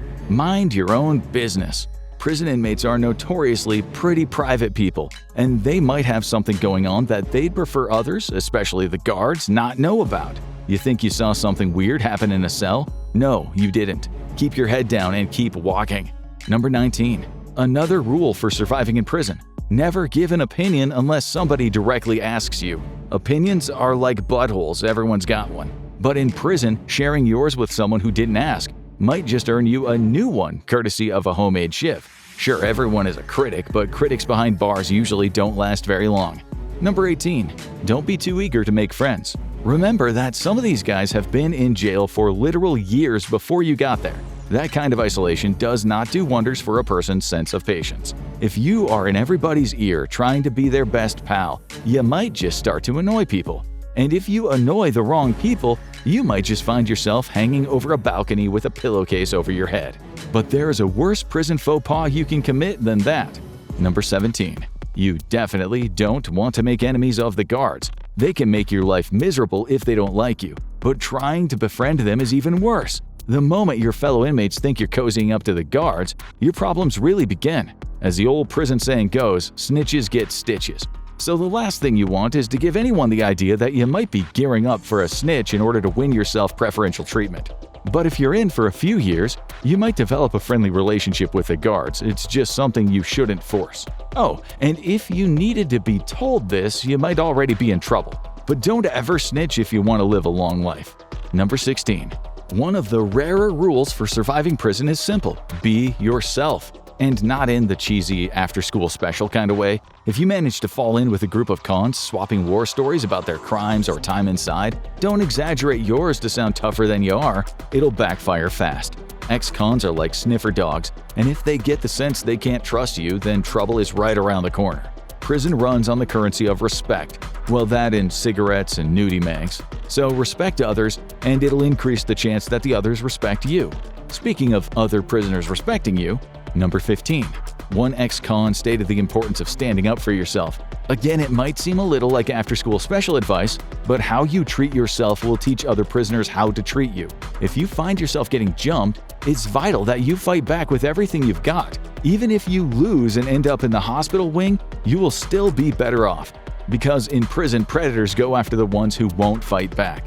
Showing that you're not someone who can be pushed around is one of the most important steps to staying safe. Prisoners also respect integrity, so if you make a promise, good or bad, you had better keep it if you want to keep your rep. But our next prison rule might be the most important of all. Number 14. Don't borrow money and don't lend money. It's easy to accrue debt while in jail if you borrow money or other valuables. And if you aren't able to pay up, then the person you're borrowing from will make an example of you. But this goes both ways. If you loan someone money or valuables and then they don't pay you back, you have to act. Otherwise, everyone else will see you as weak and they'll start taking advantage of you too. So it's best just to be safe and stay out of the lending game entirely. Number 13. Some prisons have gift shops. This includes the prison in Huntsville, Texas, home of the old Sparky electric chair. You can buy t-shirts and hoodies showing that you either visited or served time there. Number 12. Some prisons and jails have really weird rules. Former Maricopa County Sheriff and professional human rights hater Joe Arpaio forced people in his jails to wear pink underwear and eat vegetarian food to save money. He also made his prison inmates pay for their own food. Meanwhile, prisoners in San Pedro, Bolivia need to buy their own cells. Number 11. Fortezza Medicia is a medieval fortress in Italy that has been converted into a modern-day medium-security prison, complete with a restaurant run entirely by inmates. Those chosen to work there have all shown good behavior, the cutlery is plastic for safety, and guests say the experience is surprisingly enjoyable. Number 10. Lorenzo Pollard unleashed his inner ninja in a St. Louis medium-security prison. He cut 2 legs off of a chair and tied them together to create a rudimentary set of nunchucks. And clearly he was a fan of Bruce Lee because before being recaptured, he was able to fight off 13 guards with those homemade martial arts weapons. Number 9. On any given day in America, around 4,500 children are held in adult jails. This is not only terrifying but dangerous. Children are 36 times more likely to die in a self-destructive fashion in adult prisons than they are in juvenile detention facilities. In some cases, kids as young as 13 have been sentenced to life, doomed to die behind bars long before they'd even been old enough to buy a drink, unless they are someday granted parole. Number 8. The first prison ever created in the United States was the Walnut Street Prison in Philadelphia, which was first established in 1773. Despite getting a later start than most countries, as of 2021, the U.S. held 22% of the world's prisoners. Number 7. Many have accused prisons of effectively being a loophole that makes slavery legal in the U.S. As mentioned earlier, prison labor is used to produce a wide range of goods, and inmates can be sent to fight deadly wildfires at a moment's notice, despite many being barred from joining fire departments once they're free. Some argue this is slavery by another name. The 13th Amendment, which abolished slavery, includes one major exception: neither slavery nor involuntary servitude, except as a punishment for crime whereof the party shall have been duly convicted, shall exist within the United States. In other words, slavery is still legal so long as you've been convicted of a crime. Number 6. The U.S. has a dark legacy of human experimentation in prisons. In one of the most disturbing experiments of the early 20th century, a prison doctor named Leo Stanley tried to improve inmates by reducing aggression and boosting virility. His method involved transplanting the testicles of executed prisoners onto other inmates at San Quentin. And when there weren't any other human donors available, he used animal ones instead, from goats, boars, rams, even deer. Stanley claimed the procedure could treat a number of conditions, including asthma, depression, and acne. Number 5. Some prisons have recording studios. It makes sense, really. What could give you more street cred than spending a little time in jail? Tupac, Mac Dre, and Young Thug have all recorded albums while in jail, but it's not just rappers. Country music legend Johnny Cash also made some of his most famous work behind bars too. Number 4. You can still get intimate with your spouse if you go to jail. This is the power of the conjugal visit, something you've probably heard about on TV, but never had properly explained to you. During a conjugal visit, something that has to be specially arranged with the prison staff, inmates are granted rare, total privacy with a visitor. In those cases, sexual intimacy is allowed. Oftentimes, these visits take place in a separate structure, like a trailer or small cabin, though these are only available in state prisons of certain states, not federal prisons. Sorry, lovebirds.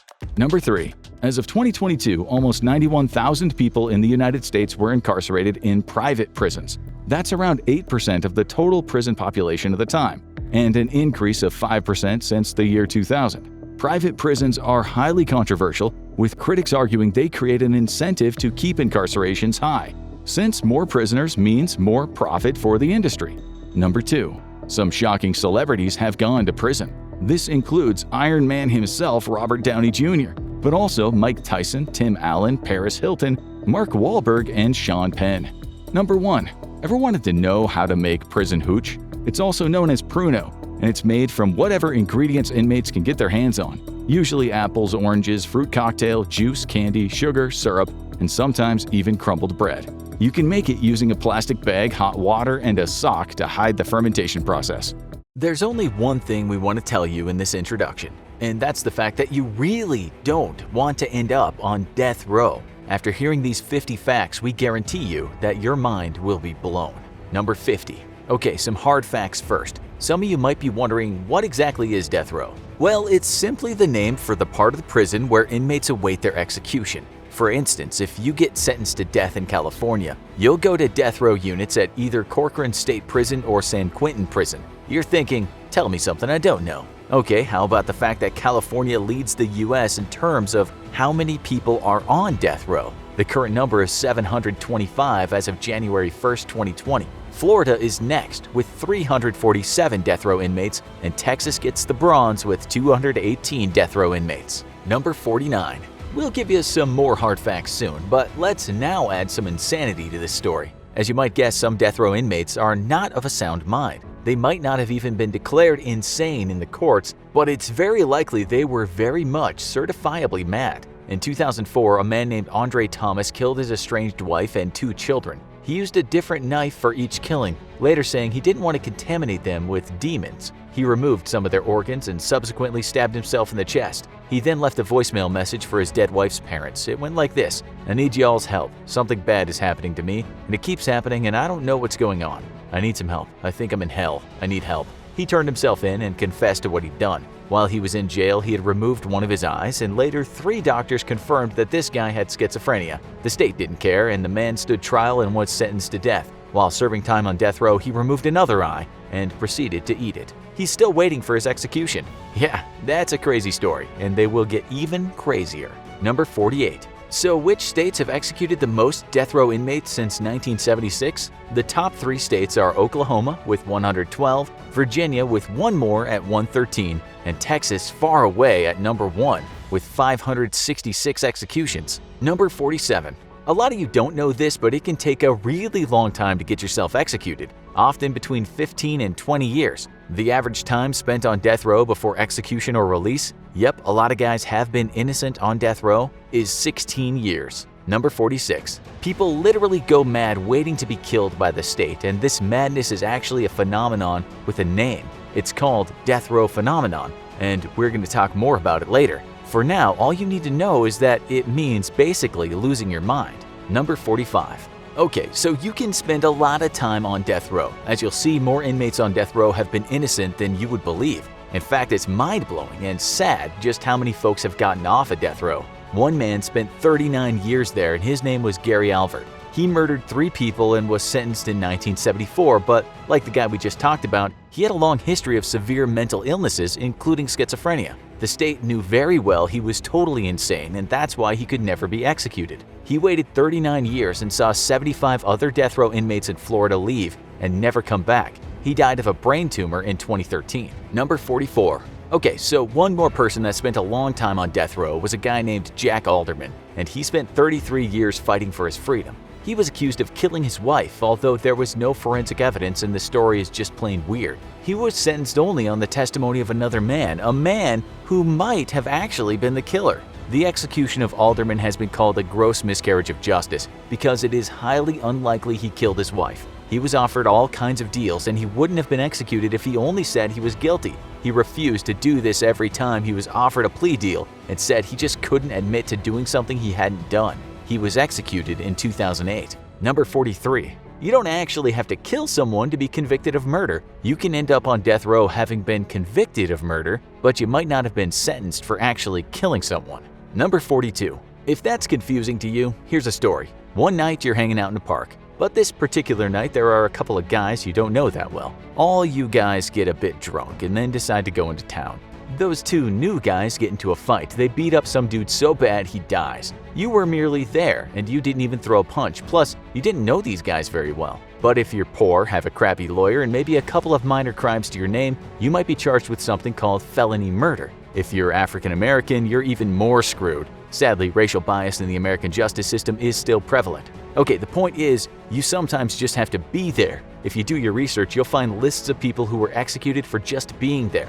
It was the other guy that pulled the trigger or stuck in the blade, and you'll find names such as G.W. Green, Carlos Santana, Joseph Garcia, and many more.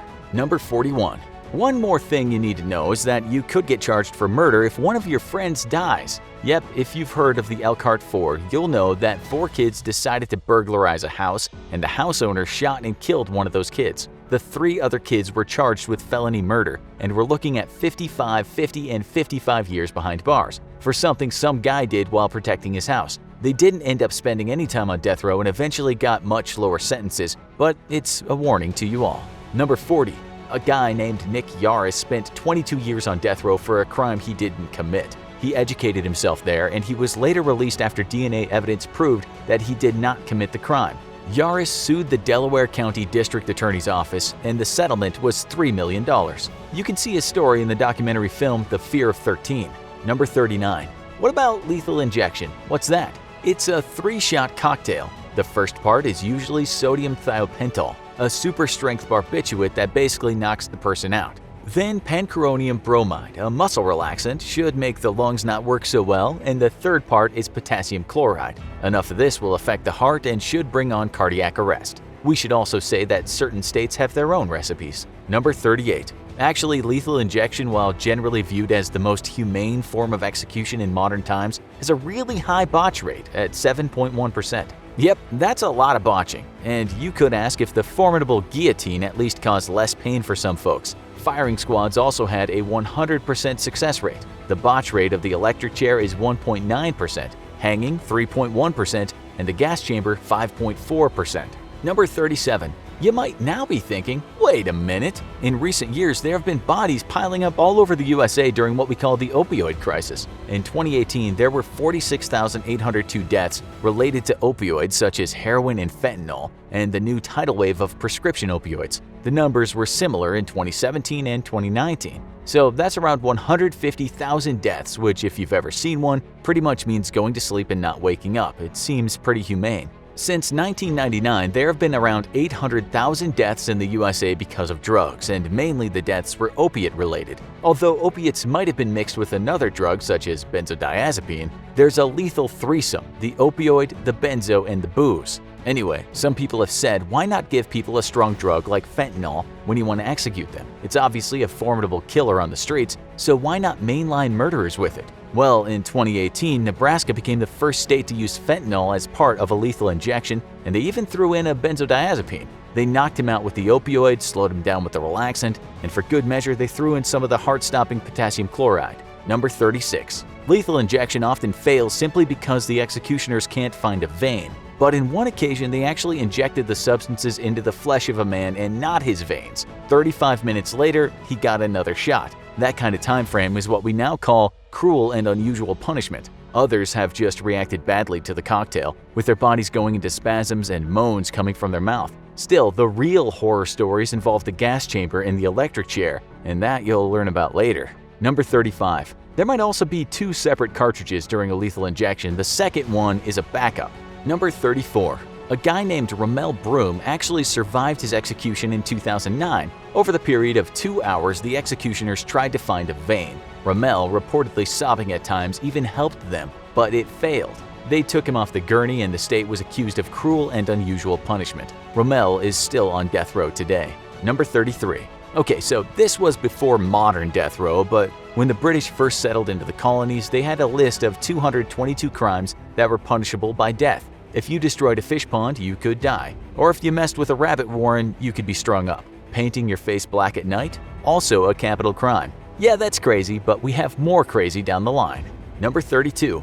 Serial killer Philip Carl Jablonski was on San Quentin death row for many years. He was an avid letter writer and had pen pals all over the world. He would sometimes draw cartoons on the letters, but often they were quite disturbing. In fact, his letters could be pleasant in parts, and then suddenly he'd talk about really gruesome things he'd done. He actually killed his first wife, but married a female pen pal while doing time for that murder. When he got out, they could finally be together as a real married couple. He soon killed his new wife and also killed her mother. Jablonski would kill again, and he would get caught. Believe it or not, more women proposed to him when he was on death row.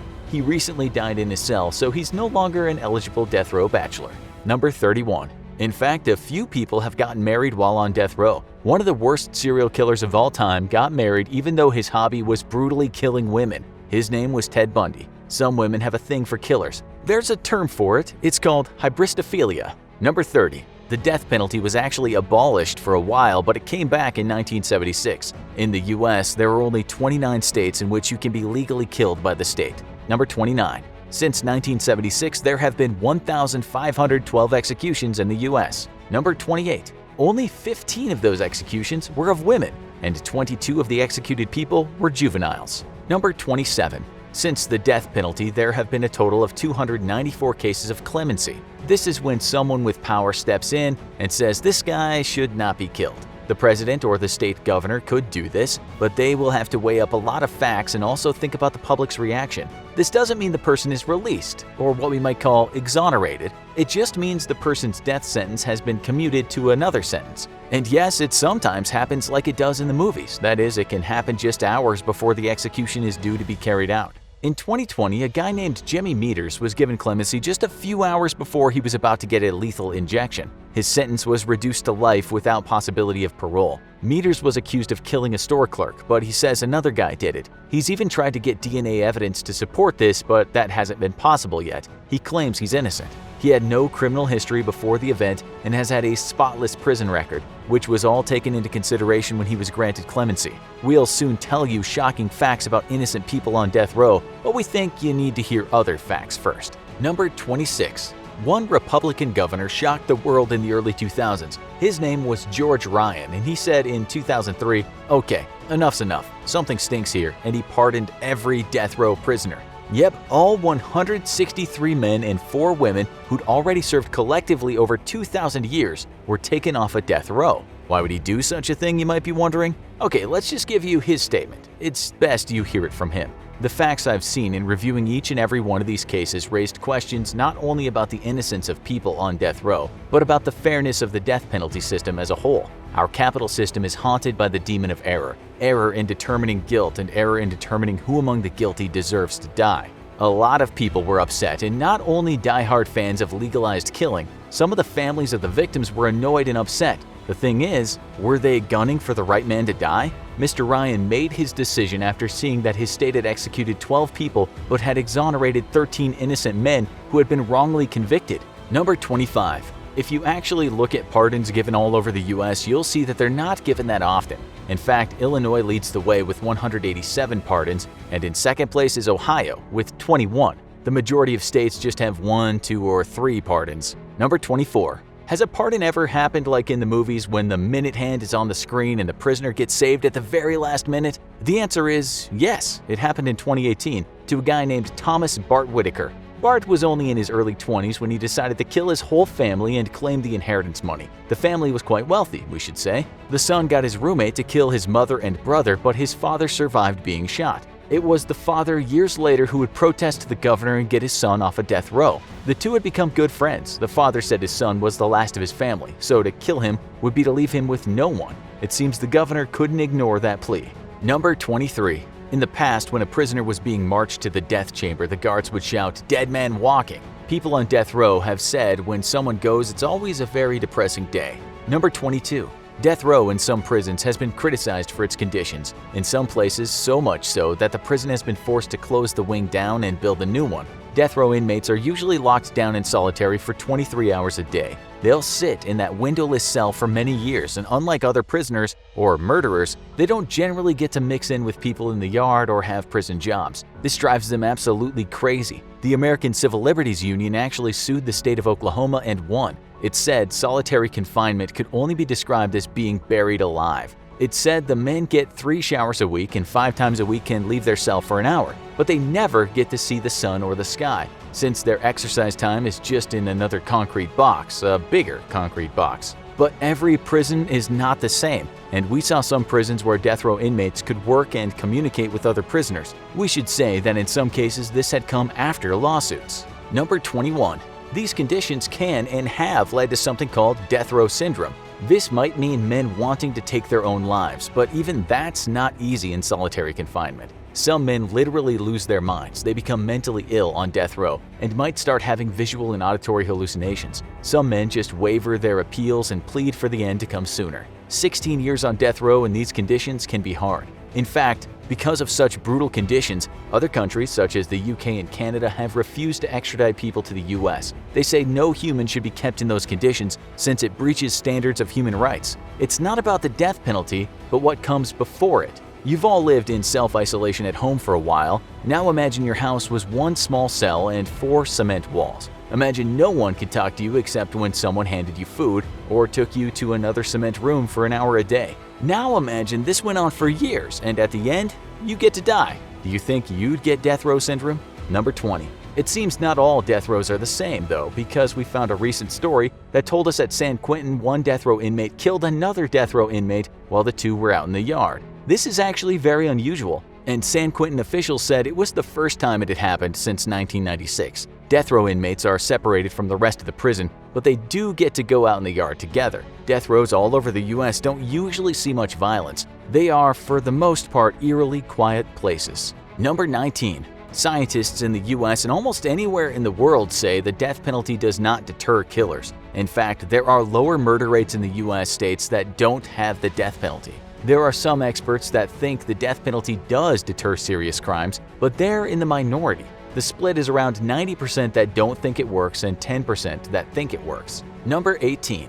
The USA lies around 7th place in regard to most executions per year. China leads, although it doesn't report its executions. North Korea could also be a very high number, but again, the country won't report the numbers. Other big fans of executions are Iran, Saudi Arabia, Egypt, and Somalia, and so the US is in pretty bad company when it comes to human rights records. Number 17. The first prison escape from death row was in 1934, and the man who got away was the gangster Raymond Hamilton. The infamous Bonnie and Clyde helped him get out. The next death row escape wouldn't be until 1984, when the infamous Briley brothers did something even more over the top than a Hollywood movie. They basically took over the death row unit, stole the guards' uniforms, put on riot gear, put a TV on the stretcher, and walked it out of the prison while saying it was a bomb. They then drove off into the night laughing like hyenas while smoking their stash of weed. Number 16. A man named Martin Garul also escaped, and he basically scaled fences and ran for his life while the guards were shooting at him. He didn't get that far though, since his body was found in a river not long after. One of those shots had hit him in the back. The year was 1998. Number 15. Hangings used to be public events, and they were very popular with some people who treated them like a family day out. The father would read the newspaper and look up gleefully. "Wow, honey, grab your jacket. There's a hanging on today." 1936 was the year of the last public hanging in the US, and up to 20,000 people turned up to the event in Kentucky. Did that criminal spend 20 years on death row? Nope, he committed the crime in June and was hanged in August. Things were a bit different back then. Number 14. The records show that death row and the death penalty is way more expensive for the taxpayer. One study in Maryland revealed that the average cost for each case was $3 million. Another study showed Louisiana spent $15.6 million per year on its capital punishment system. Yet another study in 2018 showed that in all states with the death penalty, the additional cost per year was almost $3 billion, compared to if death row criminals had just been given a life sentence without parole. That's why some people argue for the abolition of the death penalty, not because of moral concerns, but because it costs too much. Number 13. A Gallup poll in 2019 revealed that 60% of Americans supported life imprisonment without the possibility of parole over the death penalty. In 1986, it was just 34% of Americans that held the view. Number 12. There was once a woman named Kelly Gissendaner, and in 2015, when she became the last woman in the United States to be executed, for now at least, she was the only woman on death row in Georgia. Her crime was killing her husband, and she didn't deny doing it. On death row, she converted to Christianity and created the group Struggle Sisters as a way to help women get through their time. Gissendaner might have had more freedom than some people on death row. She sang the song Amazing Grace before she was given her cocktail of drugs. Number 11. That cocktail of drugs costs only around $100. The killing part is not the most expensive part. That is the imprisonment part and the mind-boggling legal costs. Number 10. Sometimes prisoners order rather strange meals for the meal they have before they get executed, but in terms of statistics, a cheeseburger and fries is the most popular meal.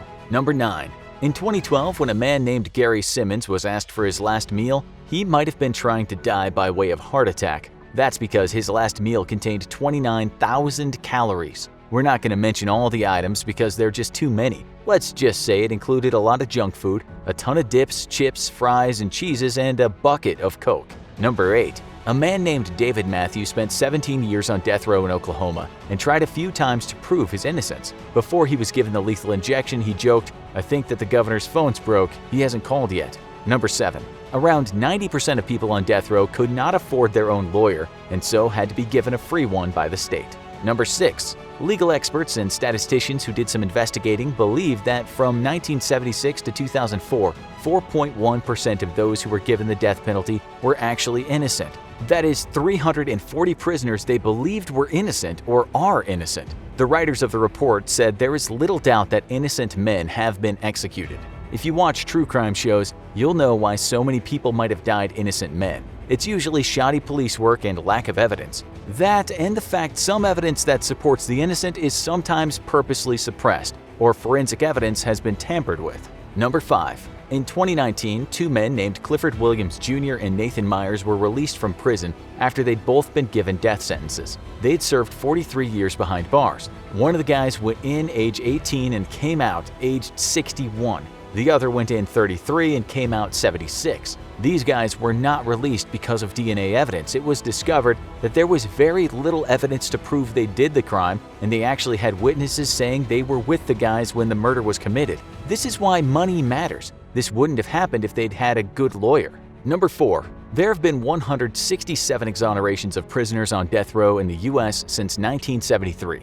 DNA testing helped get some of the men off of death row when that started being used, while some people convicted from hair tests have been given new trials since hair comparisons used back before DNA testing were not reliable. Number 3. In 2019, there were another 2 death row exonerations. One was Paul Browning, and he had served 33 years on death row in Nevada's Ely State Prison. His case went back to court, and that court said there had been disturbing prosecutorial misconduct and woefully inadequate assistance of counsel during that guy's first trial for murder. After 33 years, he walked free, and he told the press, "I just want to find a little bit of peace after coming through all this madness."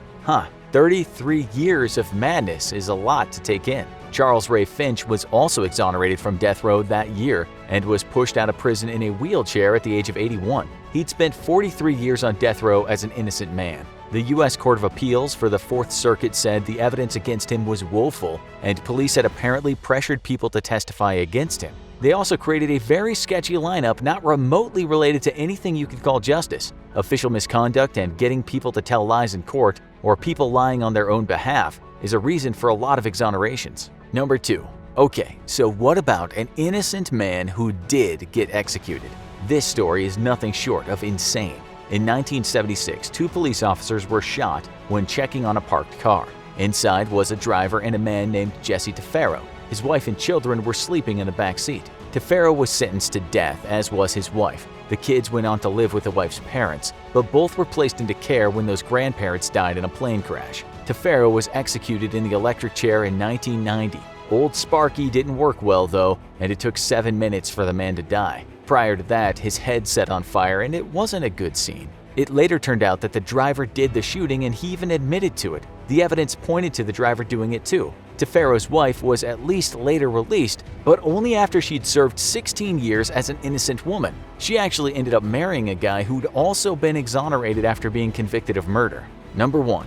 Most states have compensation measures when people are wrongfully convicted and later exonerated, but not all states. 33 states right now have compensation laws for exonerees from normal prison or death row. How much a person gets can vastly differ. In Louisiana, a person can get $250,000, but that must be paid out over a period of 10 years. In California, the maximum is $140 per day for every day wrongfully served. So for 43 years, you get over $2 million.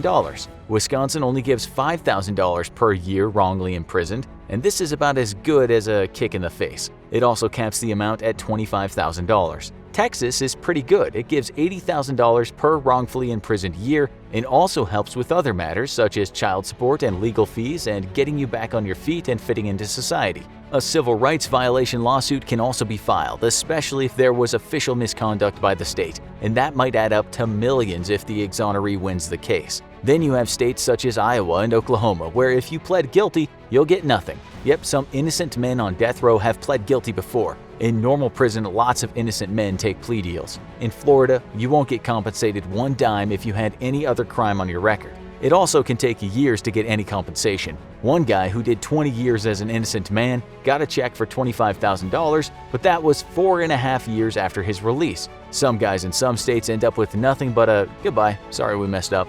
It all depends on the case and the state. A man in California spent 39 years behind bars for a crime he didn't commit, and he sued the authorities. He got $21 million.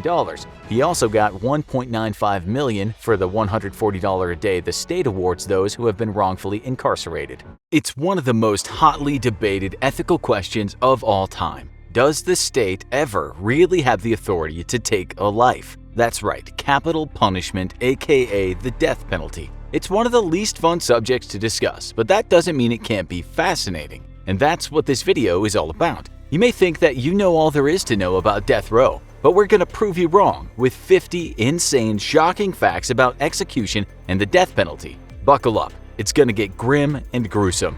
Number 50. The death penalty is basically as old as written law itself. The first recorded instance of the written death penalty occurred in the 18th century BC with the Code of King Hammurabi in ancient Babylon. It assigned the death penalty to 25 different crimes. Number 49. U.S. capital punishment was a British import and was essentially instated immediately after the British invasion of North America. The first man to be executed on U.S. soil was Captain George Kendall in 1608, who was sentenced to death for being a spy for Spain.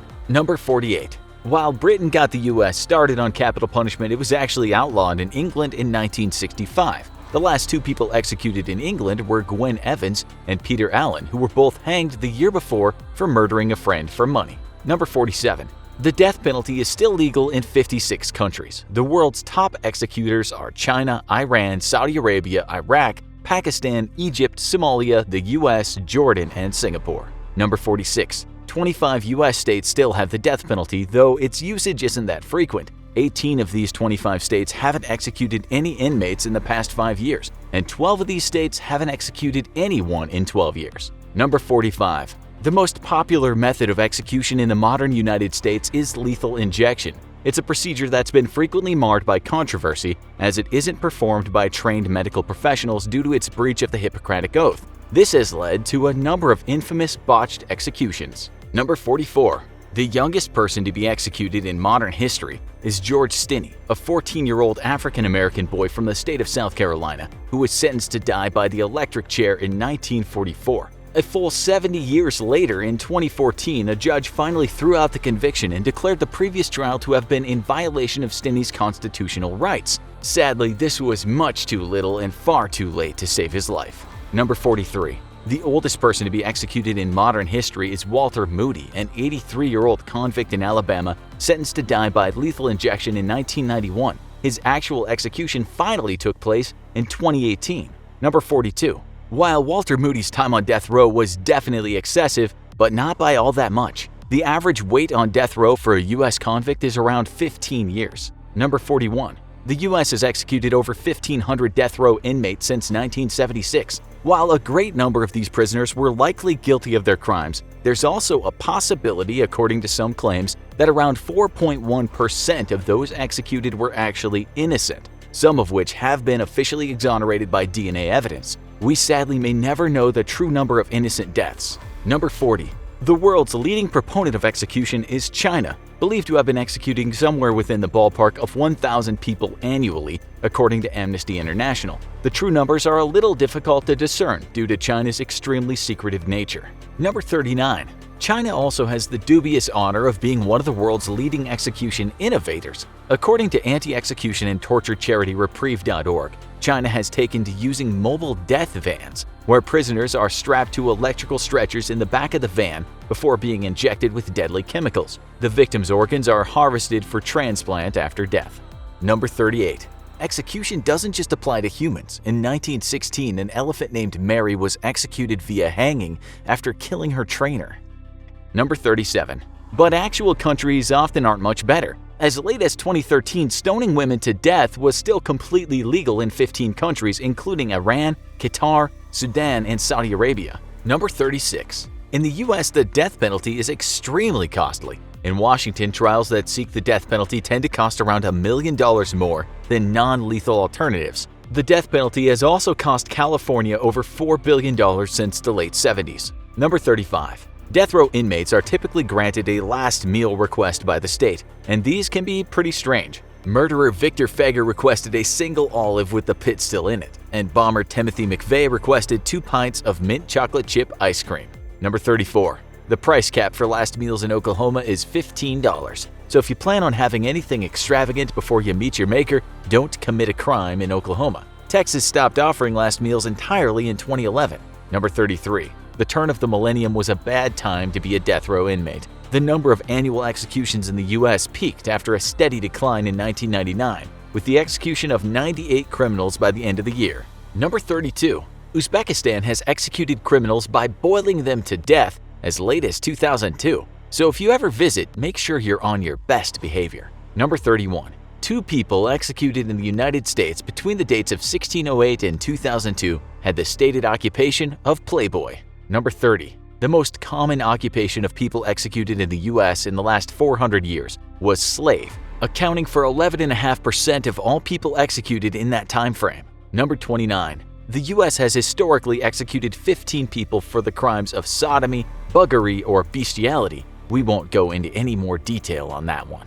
Number 28. There's a racial element to execution. According to a 2003 study from Amnesty International, despite white and black murderers being relatively equal in conviction, 80% of killers sentenced to death are black. 20% of these convicts were also convicted by all-white juries. Number 27. Executions were public here in the U.S. all the way up until 1936 and were often considered a family affair. Now we have horror and action movies instead. Number 26. It was only in 2005 that the U.S. Supreme Court officially declared it unconstitutional to sentence juvenile criminals to death. Number 25. Perhaps the most terrifying last words spoken by a death row inmate were that of vicious serial killer and rapist Carl Panzram. While he was preparing to be hanged, the wait time was beginning to frustrate him. He yelled, "Hurry it up, you Hoosier bastard! I could hang a dozen men while you're screwing around." Number 24. Conversely, the funniest last word spoken by a death row inmate could probably be attributed to criminal James D. French. Before his execution on the electric chair, he supposedly said, "How's this for a headline? French fries." Number 23. Hanging, drawing, and quartering is a famously horrific method of execution used on criminals like British House of Parliament bomber Guy Fawkes. It was declared cruel and unusual punishment and thus unconstitutional by the U.S. Supreme Court in 1878. Number 22.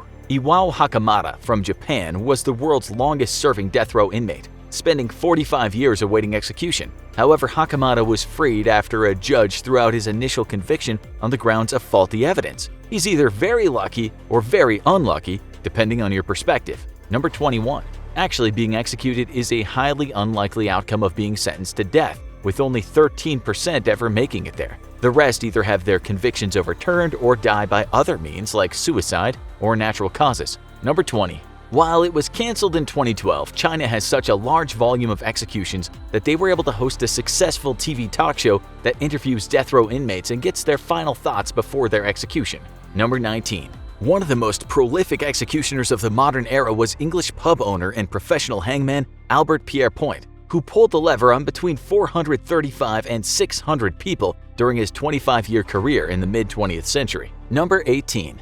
The most prolific ancient executioner is believed to be Zulfikar, royal gardener and executioner for Muhammad IV of the Ottoman Empire. He's believed to have killed upwards of 1,000 people with his bare hands on behalf of his country. Number 17. One of history's most brutal methods of execution was Ling Chi, aka death by 1,000 cuts. The victim is slowly mutilated with a knife before the final killing blow is struck against the head or the heart. It was only banned in China in 1905. Number 16.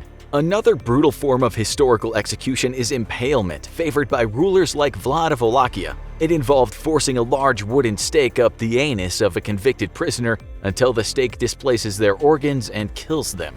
Number 15. In Saudi Arabia, the ancient Roman execution method of crucifixion is still very much on the table. Convicts are crucified, beheaded, and left on display as an example to others. Number 14.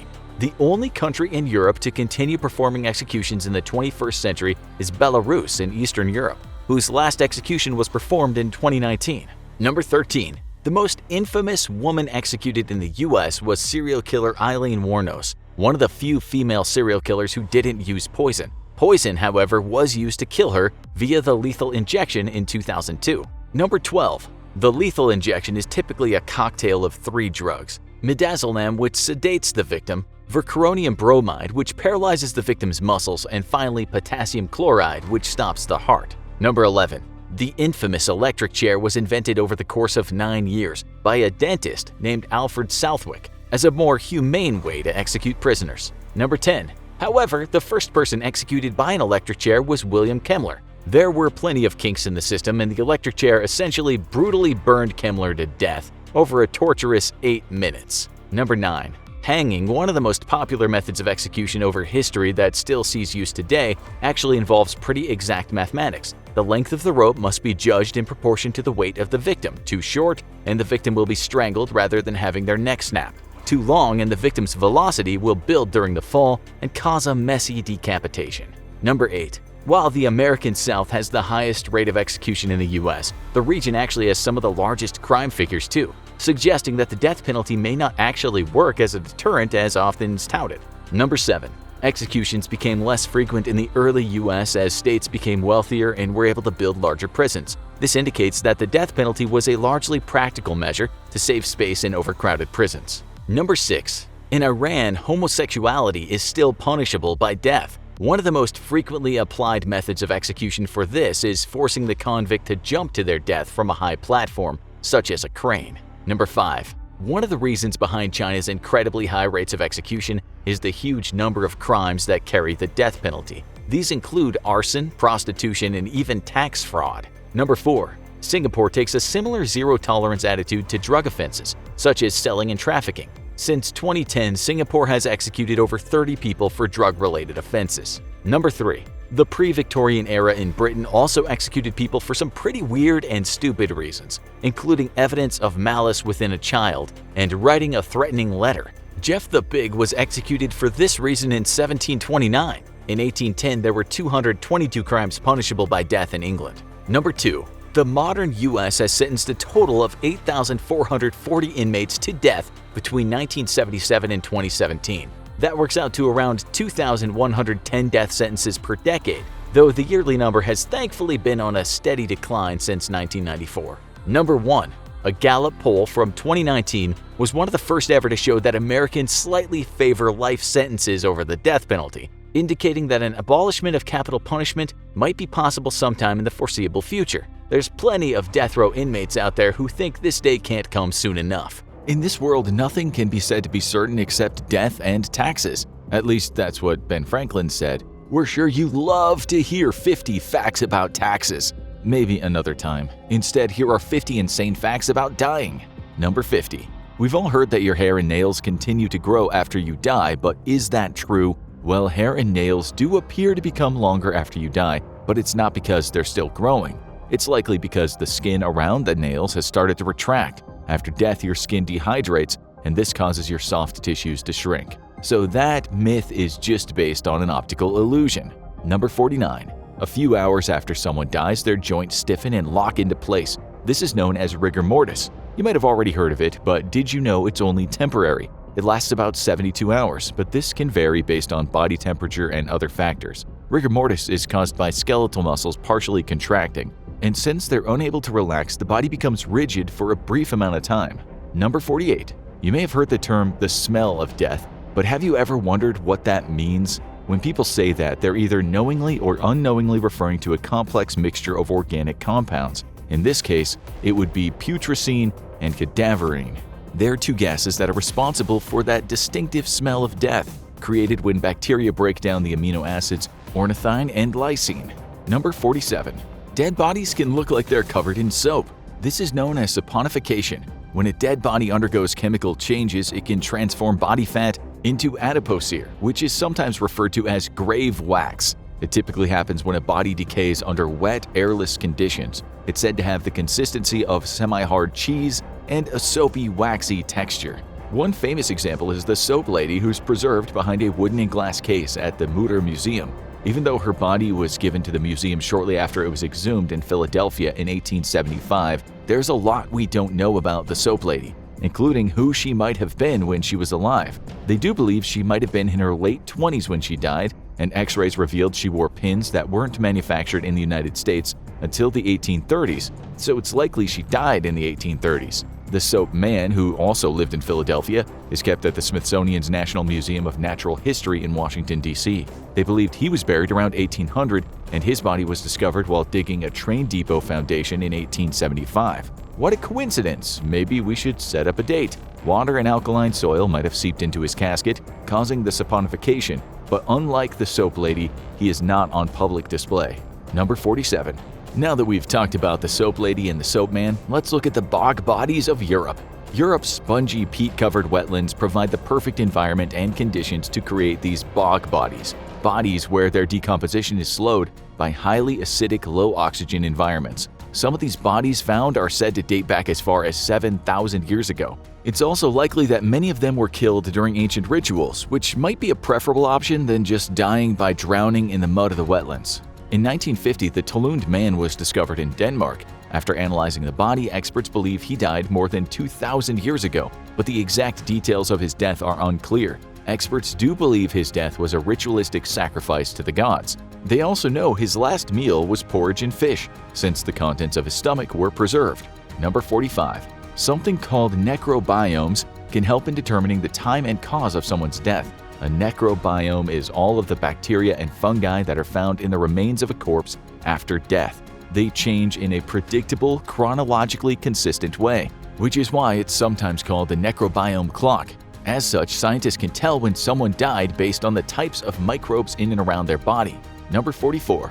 Sometimes whether you can be considered dead or alive depends on the state you live in. Brain death is a controversial topic on a personal and governmental level. In New York and New Jersey, if it goes against the family's religious beliefs, they can reject the concept of brain death. Number 43.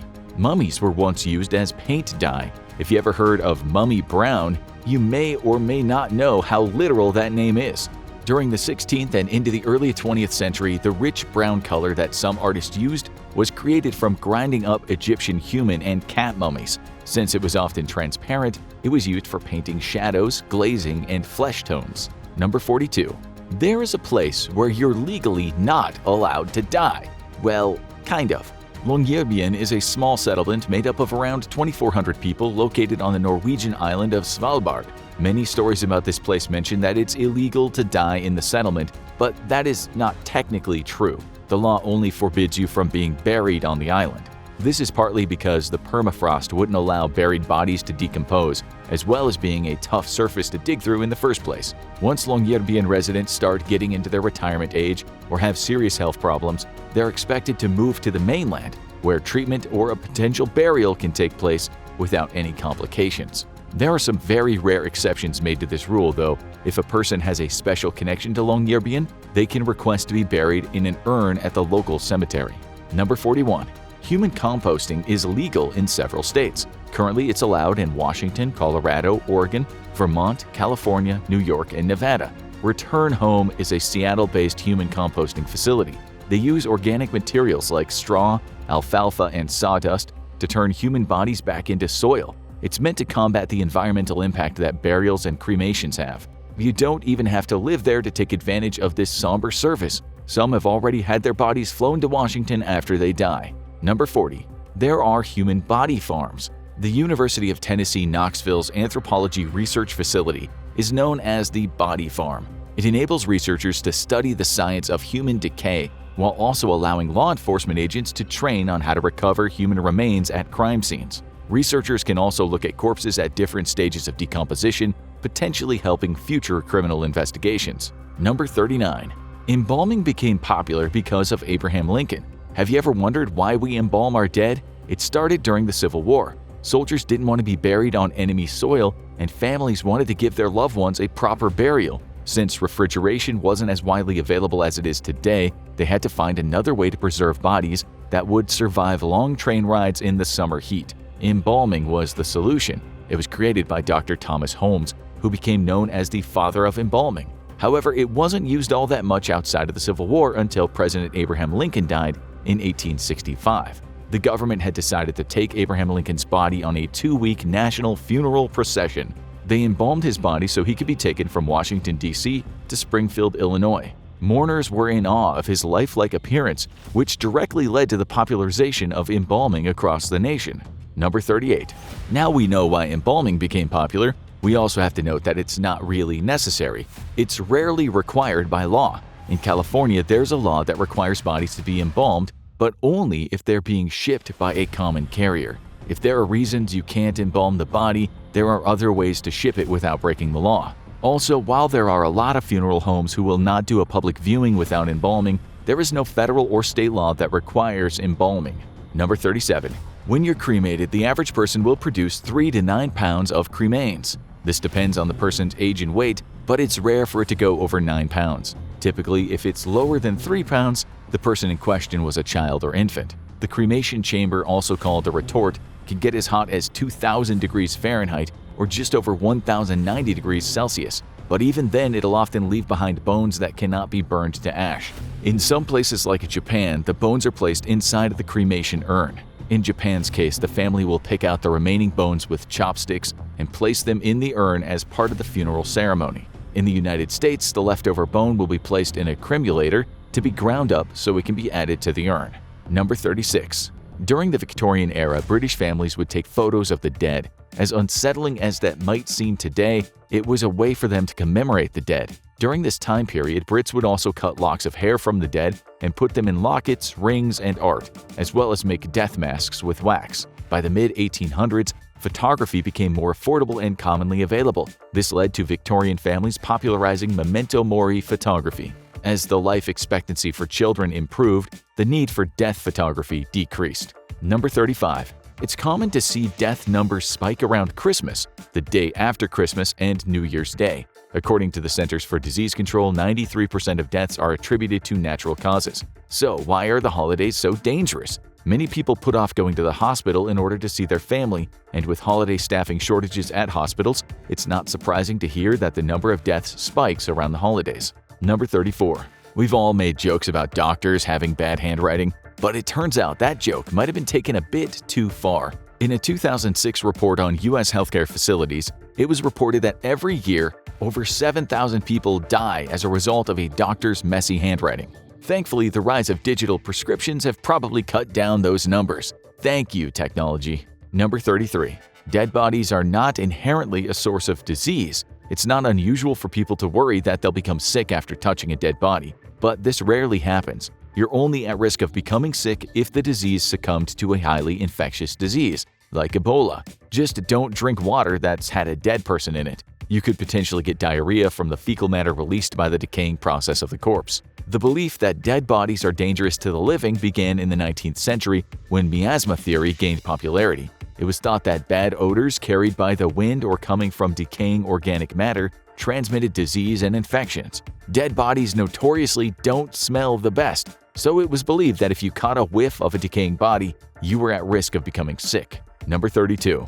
There are people in the United States who have been cryonically preserved after their deaths. In 2014, Alcoa Life Extension Foundation claimed that they had 300 patients frozen in liquid nitrogen within their facility.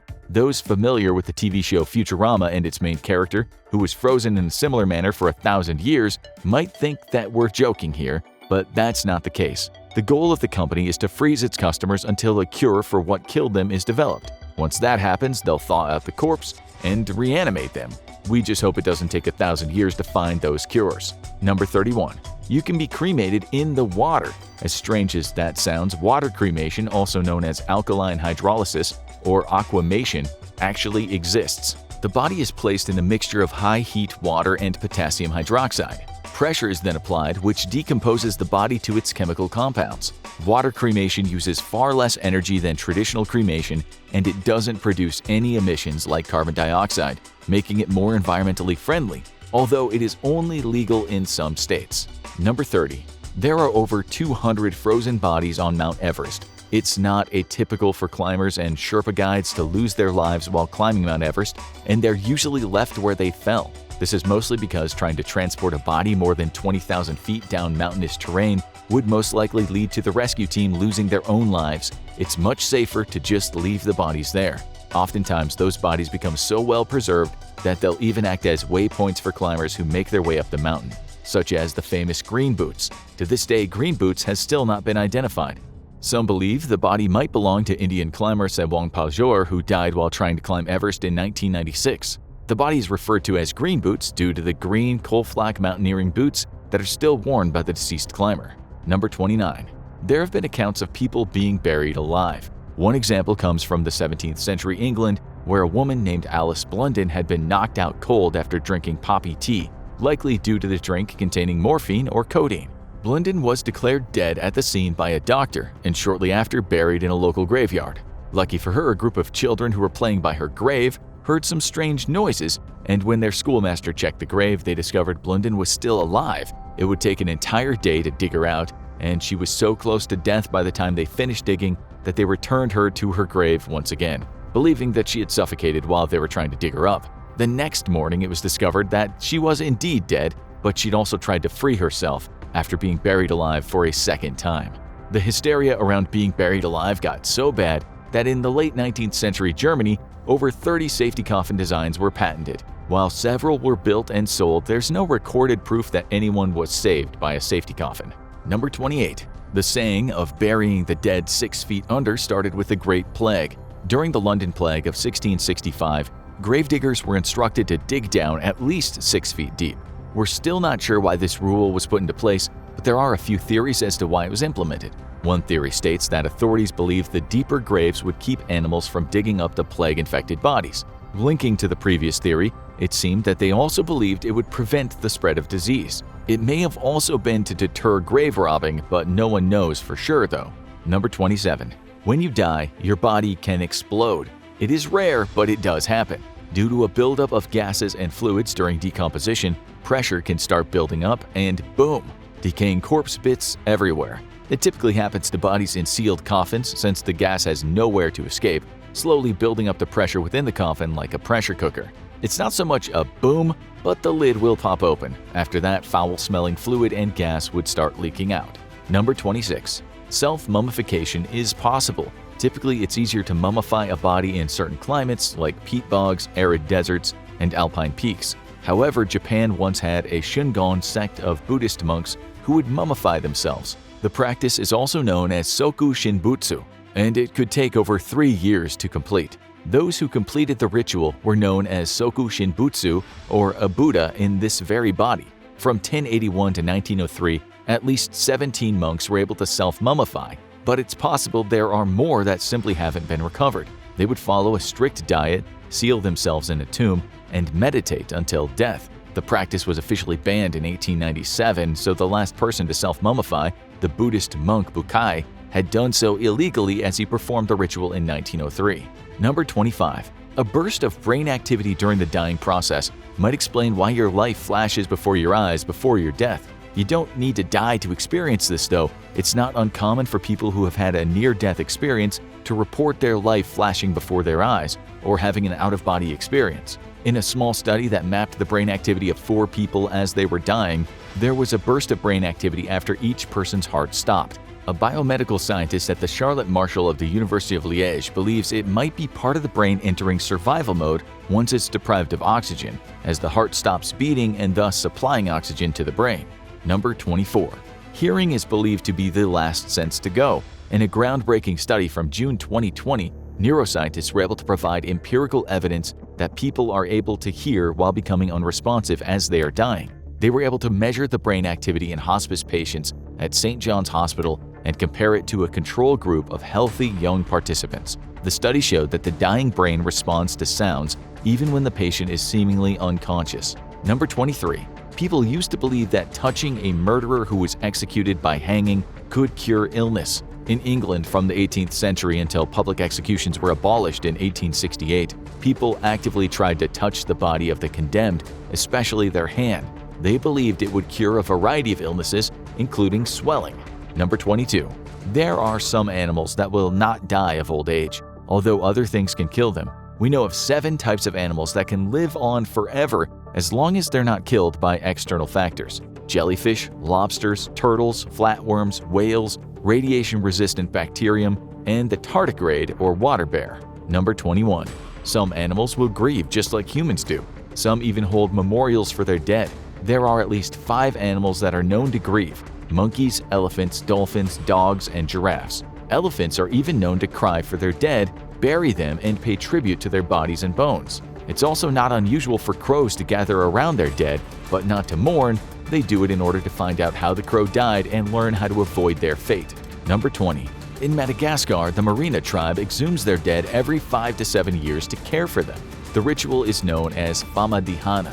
Ancestors are removed from their graves so that the living can replace their burial garments with fresh silk shrouds. While the bodies are still above the ground, the living will drink, talk, and dance with their deceased loved ones. Before the sun sets, they return the bodies to the tomb. Number 19. Mellification is the process of preserving a body with honey. Herodotus, a Greek historian, claimed the Assyrians would use this method to embalm their dead. There's also a myth that Alexander the Great's body was preserved using this method, placed in a golden coffin filled with honey. It's most likely a myth, but Abdal-Latif al-Baghdadi, a medieval physician and historian, claimed to have once found a honey pot in an Egyptian tomb.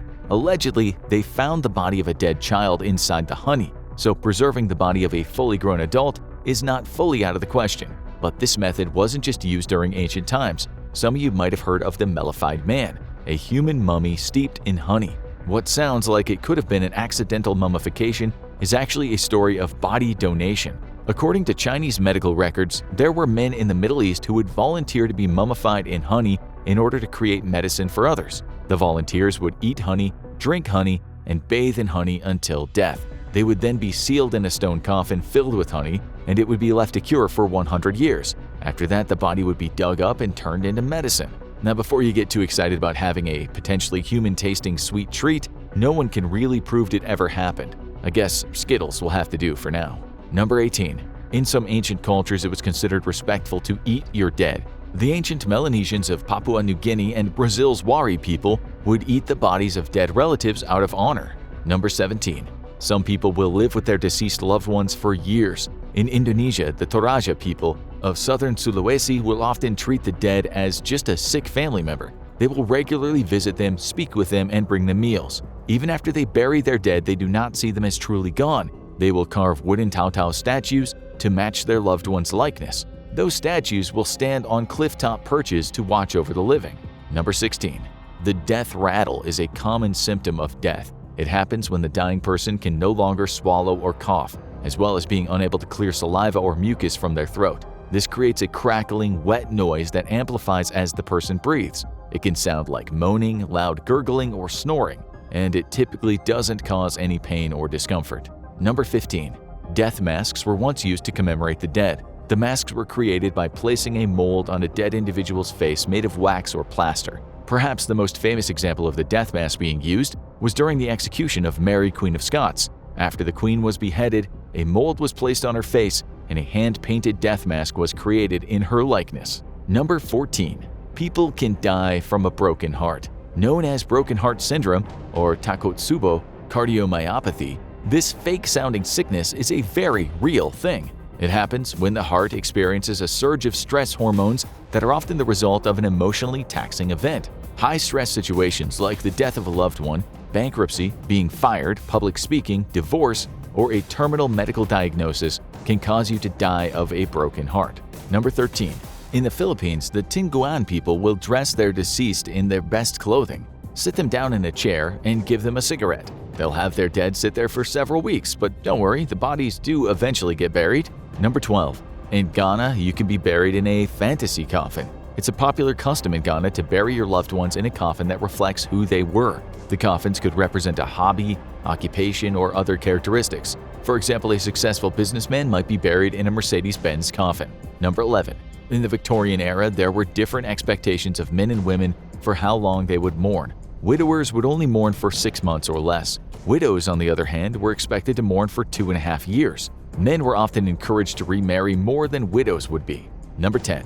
On his deathbed, King Charles II paid a great deal of money for a tincture made of human skulls. When he was dying, Charles II paid Jonathan Goddard, Oliver Cromwell's doctor, for the formula of his miracle cure, King's Drops. King's Drops were said to help treat gout and dropsy, among other ailments. The secret ingredient was a powder made from 5 pounds of crushed human skulls. It really takes alternative medicine to a whole new height.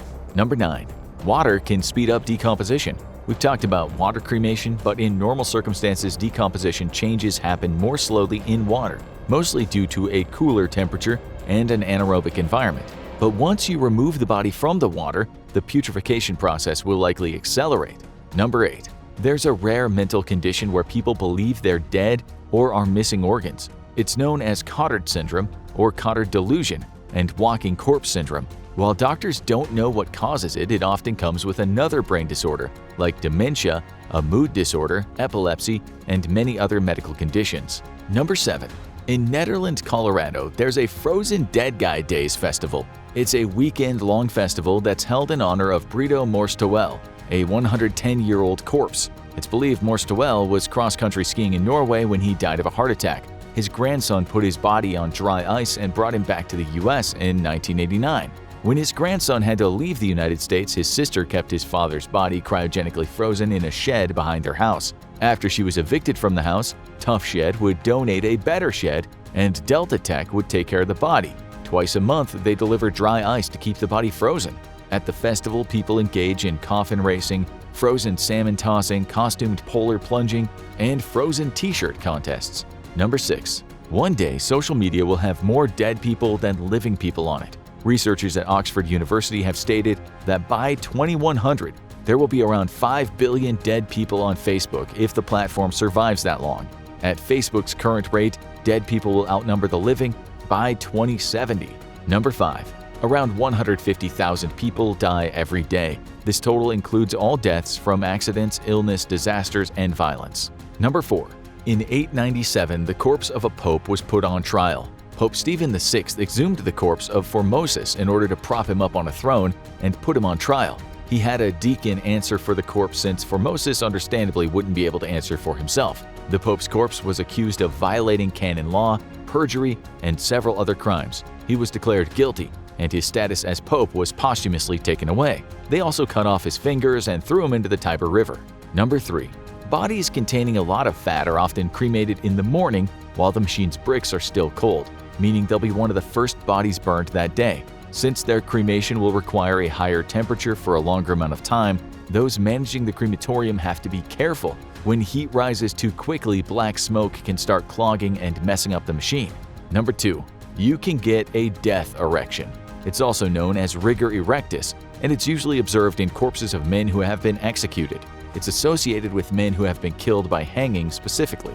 It's believed it happens due to the pressure on the cerebellum created by the noose. Number 1.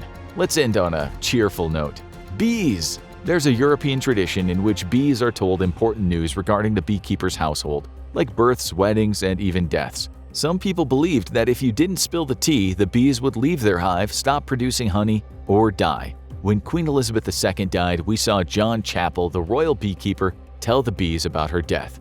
Contract killers for hire. A ruthless stalker so terrifying it feels straight out of a Netflix thriller. Disturbing torture videos that defy belief, and even a planned massacre. This is 50 insane facts about the dark web. Number 50. Murders for hire. There really are, or at least there were, sites that purported to let you book an assassin, like an Uber, but for contract killings. One of them was called Azerbaijani Eagles, which claimed to offer a no-nonsense, simple assassination for just $5,000, the going rate on most hitman sites. But if just killing someone isn't enough, then there was also the Slayer's Hitman, which said if you paid $50,000, you could have someone tortured as well before they were killed. Yeah, that's as horrifying as it sounds. But the real question is, do they offer competitive prices? Number 49. A researcher at the University of Michigan in 2020 said the average rate for a contract murder in the US was about 20 grand. Research from the UK said the rate for a hitman there was 18,000, and Australia 11,000. So not only does the dark web offer anonymity for anyone looking to hire a killer, but it also delivers killer deals. Australia's pricing practically screams murder on a budget. Later, we'll prove that real hitmen do exist on the dark web. Now let's look at some hard facts. Number 48. How big is the dark web really? It's hard to say, but experts believe that the dark web makes up to 5% of the entire internet. The internet most of you use every day, the open web, where you scroll through memes, shop online, or binge your favorite YouTube channel, only accounts for 4 to 10% of the web. The deep web is next. This includes all the stuff you can't search for, like your emails, bank accounts, private databases, basically anything locked behind a password. That makes up 90% of the internet. But then there's the information hidden behind layers of encryption, the places where anonymity is king. This is the dark web, And as you'll see throughout this entire video, there's a very good reason these people spend much of their lives dressed in digital disguise. Number 47. Surprisingly, only about 57% of the websites on the dark web host illicit stuff. That might seem low, but let's put that into perspective. More than half of this hidden network is a smorgasbord of illegal activity. From people selling passports to drugs, it caters to all needs. Number 46. So what's flying off the virtual shelves? The 5 biggest selling kinds of items in order are drugs, stolen financial data, counterfeit documents, hacking tools, and people's identity data. But that's just the start. Stick around because later we'll uncover even more twisted bestsellers lurking in those digital back alleys. Number 45. A recent study put the number of websites on the dark web at about 55,000, but only 8,400 of them are live. Despite this, the dark web sees a staggering 2.5 million visitors every single day. Okay, so how do you pay for stuff on the dark web if you want to keep your anonymity?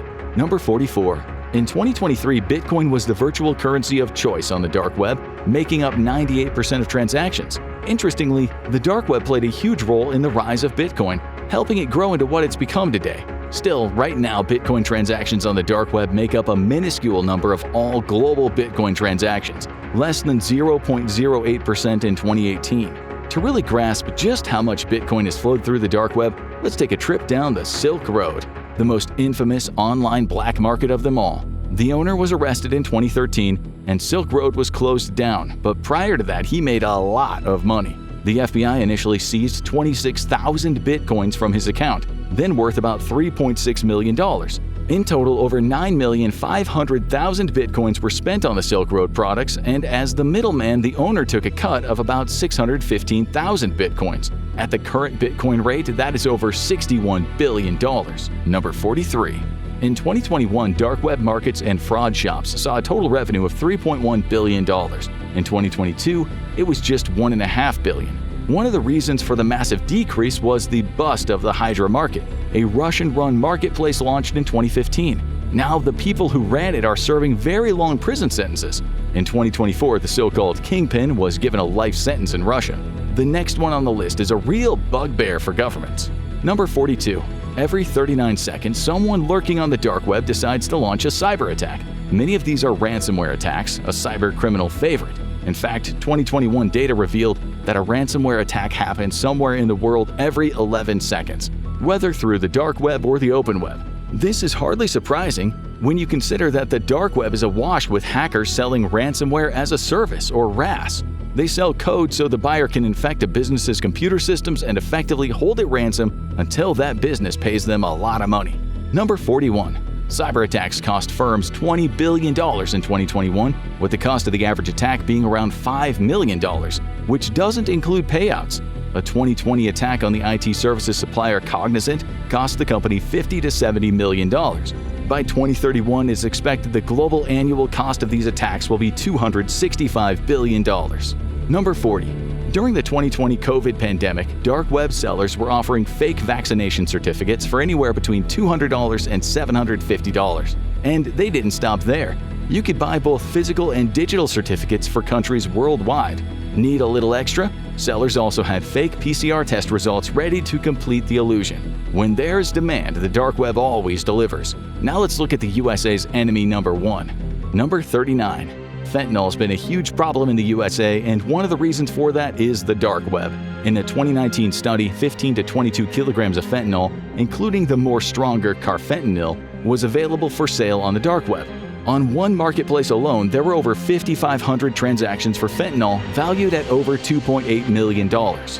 In 2021, 8 American men were in court for importing fentanyl and Xanax from China and using those two substances to make fake oxycodone pills that they sold on the dark web. They made about 500,000 fake pills in total, and 90 of their customers overdosed and died. The victims were probably mostly men. 7 out of 10 U.S. opioid deaths in the U.S. are male, as are 84.7% of dark web users. Number 38. In 2023, Operation Spector resulted in the capture of $53 million in virtual currencies, as well as 850 kilograms of various kinds of drugs, plus 117 firearms. It was a massive police operation between 9 European countries that led to the arrest of 288 people involved with the monopoly market. But the customer base for dark web drugs keeps going. When 100,000 drug users in 50 countries worldwide were asked if they'd bought a drug on the dark web in the last year, only 4.7% answered in the positive in 2014, and that went up to 10.8% in 2022. But it's not all about the darkness on the dark web. Number 37. In a survey, 50% of American internet users said they didn't use the Tor browser because they didn't know how to use it. Another 45% said they didn't use it because they felt they had no reason to. In general, about 70% of people in the world don't really know much about life on the dark web or how to use it. But more and more people are turning to the dark web for secure emailing and file sharing. 2019 research shows India leads the way here with 26% of its internet users engaging with these kinds of technologies, and then comes Russians at 22%. We say the dark is safe and secure, but later in this video you'll see how some dark web users have started to question how safe their anonymity actually is. Number 36. Now you might be under the impression that everyone on the dark web is there to do something illegal, but surveys have shown that only 6.7% use the dark web for illicit reasons. When Edward Snowden leaked highly sensitive documents revealing how the NSA was spying on Americans, he used the dark web to release the files and communicate securely with journalists. Number 35. Blacksprut is currently the leading marketplace on the dark web with a 28% market share. In 2023, it had 1,100 vendors, most of them selling drugs, but also many of the other illicit items we're discussing today. These people behind the site are so confident they won't get caught that in 2023, you could find Blacksprut electronic cyberpunk billboards in Moscow. Now, it's unclear whether they hacked the billboard or if the ad space owners were simply clueless about what Blacksprut really does. But one thing is for sure, the people behind Blacksprut have become very confident about their evasion abilities. Number 34. Believe it or not, dark web vendors are quite professional. Research shows that 92% of cybercriminal marketplaces have options where you can dispute and resolve issues with the seller. Most of the sellers let you leave reviews, and about 77% of them have bought a $3,000 vendor license. Number 33. Most vendors on the dark web have a positive feedback score of over 65%. It's not great, but it probably is better than the service coming from your local street corner hoodlum. Number 32. You can browse whatever you want on the dark web without getting into trouble if you're not buying or sharing things illegally. In fact, 62.28% of people in a survey in 2018 said they used the dark web for added security, not for anything illegal, and 27% said they were just curious. Number 31. Dark web users are generally quite smart about concealing their identity. A survey showed 58.8% of users have a postgraduate degree. Just 5.9% of users in that survey said they didn't have a degree. Number 30. Even the dark web isn't immune to being hacked or taken over. In 2019, users spotted a warning next to Dream Market's site, which at the time had a staggering 57,000 drug listings and 4,000 for opioids. The warning was simple but ominous. Assume this site has been compromised. And they had good reason to worry. Just 2 years earlier, Dutch police pulled off a brilliant sting operation by secretly taking over the Hansa Market, another major dark web marketplace. For an entire month, buyers and sellers unknowingly conducted their illegal trades directly with the police, not the site admins. Number 29. Between January 2020 and June 2022, there were around 200,000 employment-related advertisements across 155 dark web forums. This was a record, likely because of the pandemic. Most of the jobs were IT-related, people looking for hackers and users who could build and spread malware. The top-paying developer jobs found by researchers at SecureList.com each paid about $20,000 a month, although the average IT job paid between $1,300 and $4,000 a month. 45% of the jobs were remote, 34% full-time, 33% with a flexible schedule, and just 8% with sick pay, and 7% of the said jobs came with career prospects.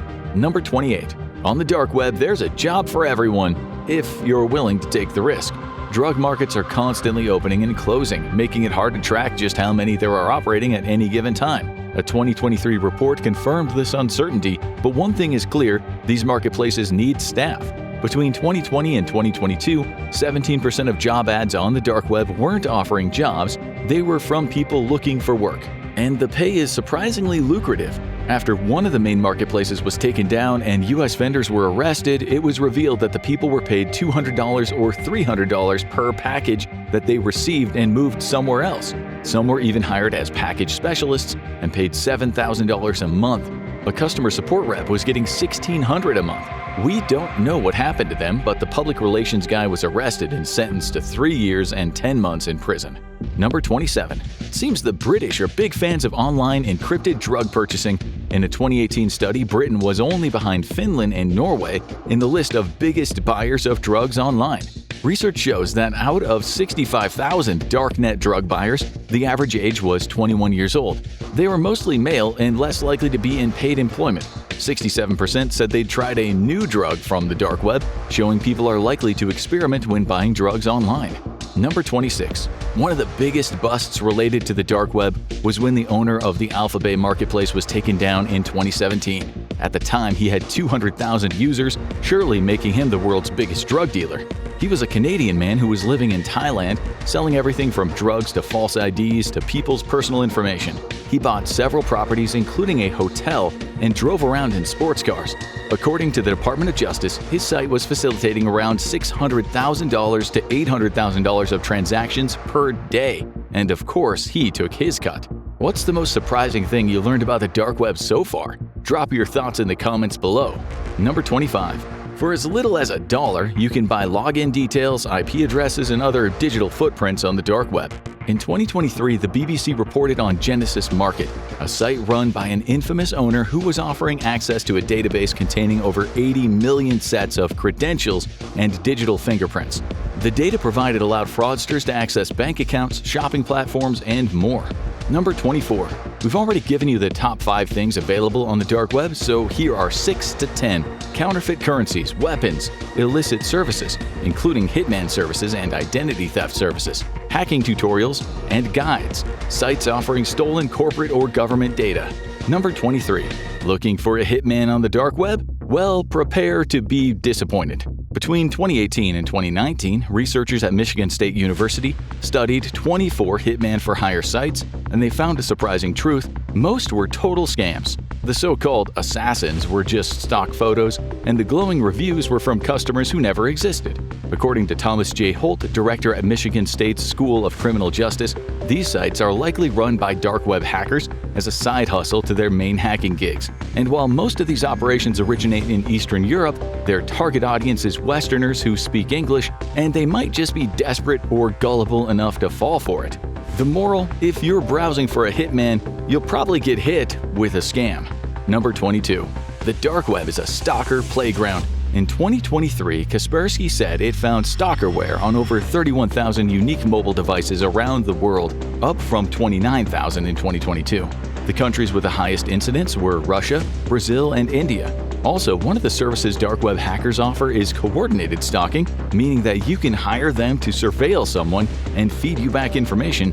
In 2020, 15 billion username and password credentials were for sale on the dark web. These stalker services could very likely get you what you wanted. Some dark stalkers take things a step further. In 2023, a female stalker in England paid dark web hitmen almost $20,000 to kill a guy that she met at work and had a brief fling with. It seems he didn't quite take to her, which is hardly surprising given that once she'd been rejected, she paid to have him murdered. In a story that plays out like a Netflix thriller, it started with 2 co-workers who barely knew each other until she became obsessed. For 2 years, she bombarded him with constant emails and messages. When he left the company to escape her, she somehow followed him to his new job. When he ignored more of her messages, she told their employer he was guilty of harassment, homophobia, and racial abuse. When she finally gave up pursuing him, she hired hitmen on the dark web, saying, "I need someone killed in Norfolk, and it is vital it looks like an accident." The target now fights a daily battle with crippling anxiety, and who can blame him, especially since she'll be out of prison in 5 years or less. Later, we'll give you an example of when the dark web hitman was real and someone was actually murdered. Number 21. In 2020, 22 billion new records of people were added to the dark web. Around 134,000 were C-level Fortune 1000 executives. Number 20. 60% of the data found on the dark web poses a direct threat to businesses and enterprises. This data includes everything from stolen login credentials and financial records to intellectual property and confidential corporate communications.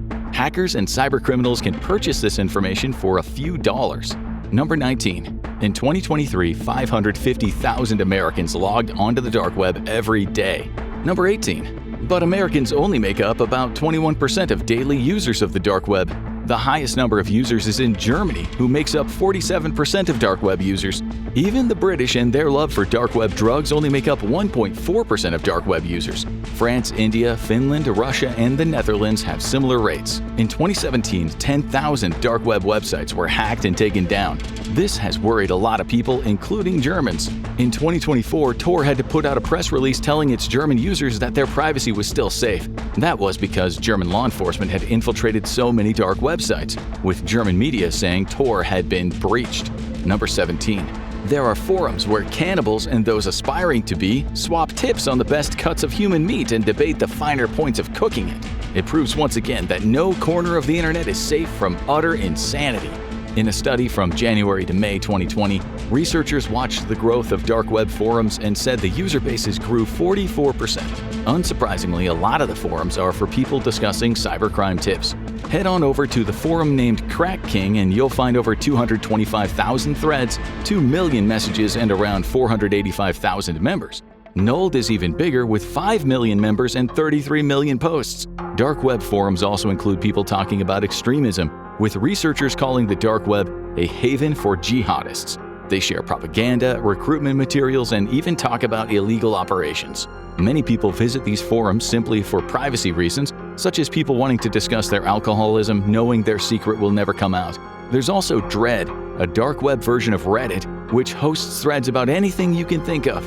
It's a lot smaller than Reddit, but still sees hundreds of posts per day. Number 15. In a survey, just under 12% of dark web users were aged 18 to 25. Around 23% were 36 to 45, and almost 6% were 46 to 55. Number 14. Surely, if there are so many bad people on the dark web, you have to be careful what you click on. 29% of dark web users have accidentally downloaded malware. A Reddit user said he took an interest in the dark web, and while he was looking at a website, his webcam turned on by itself. He wrote, "Here I am, trying to look at a website which is probably operated by some criminal organization, and for all I know, they have my face stored away somewhere. Can someone actually take over your webcam? Well, yes, if they can get malware on your computer from you visiting their website and clicking on the wrong link. And as you know, malware is easy and cheap to buy on the dark web."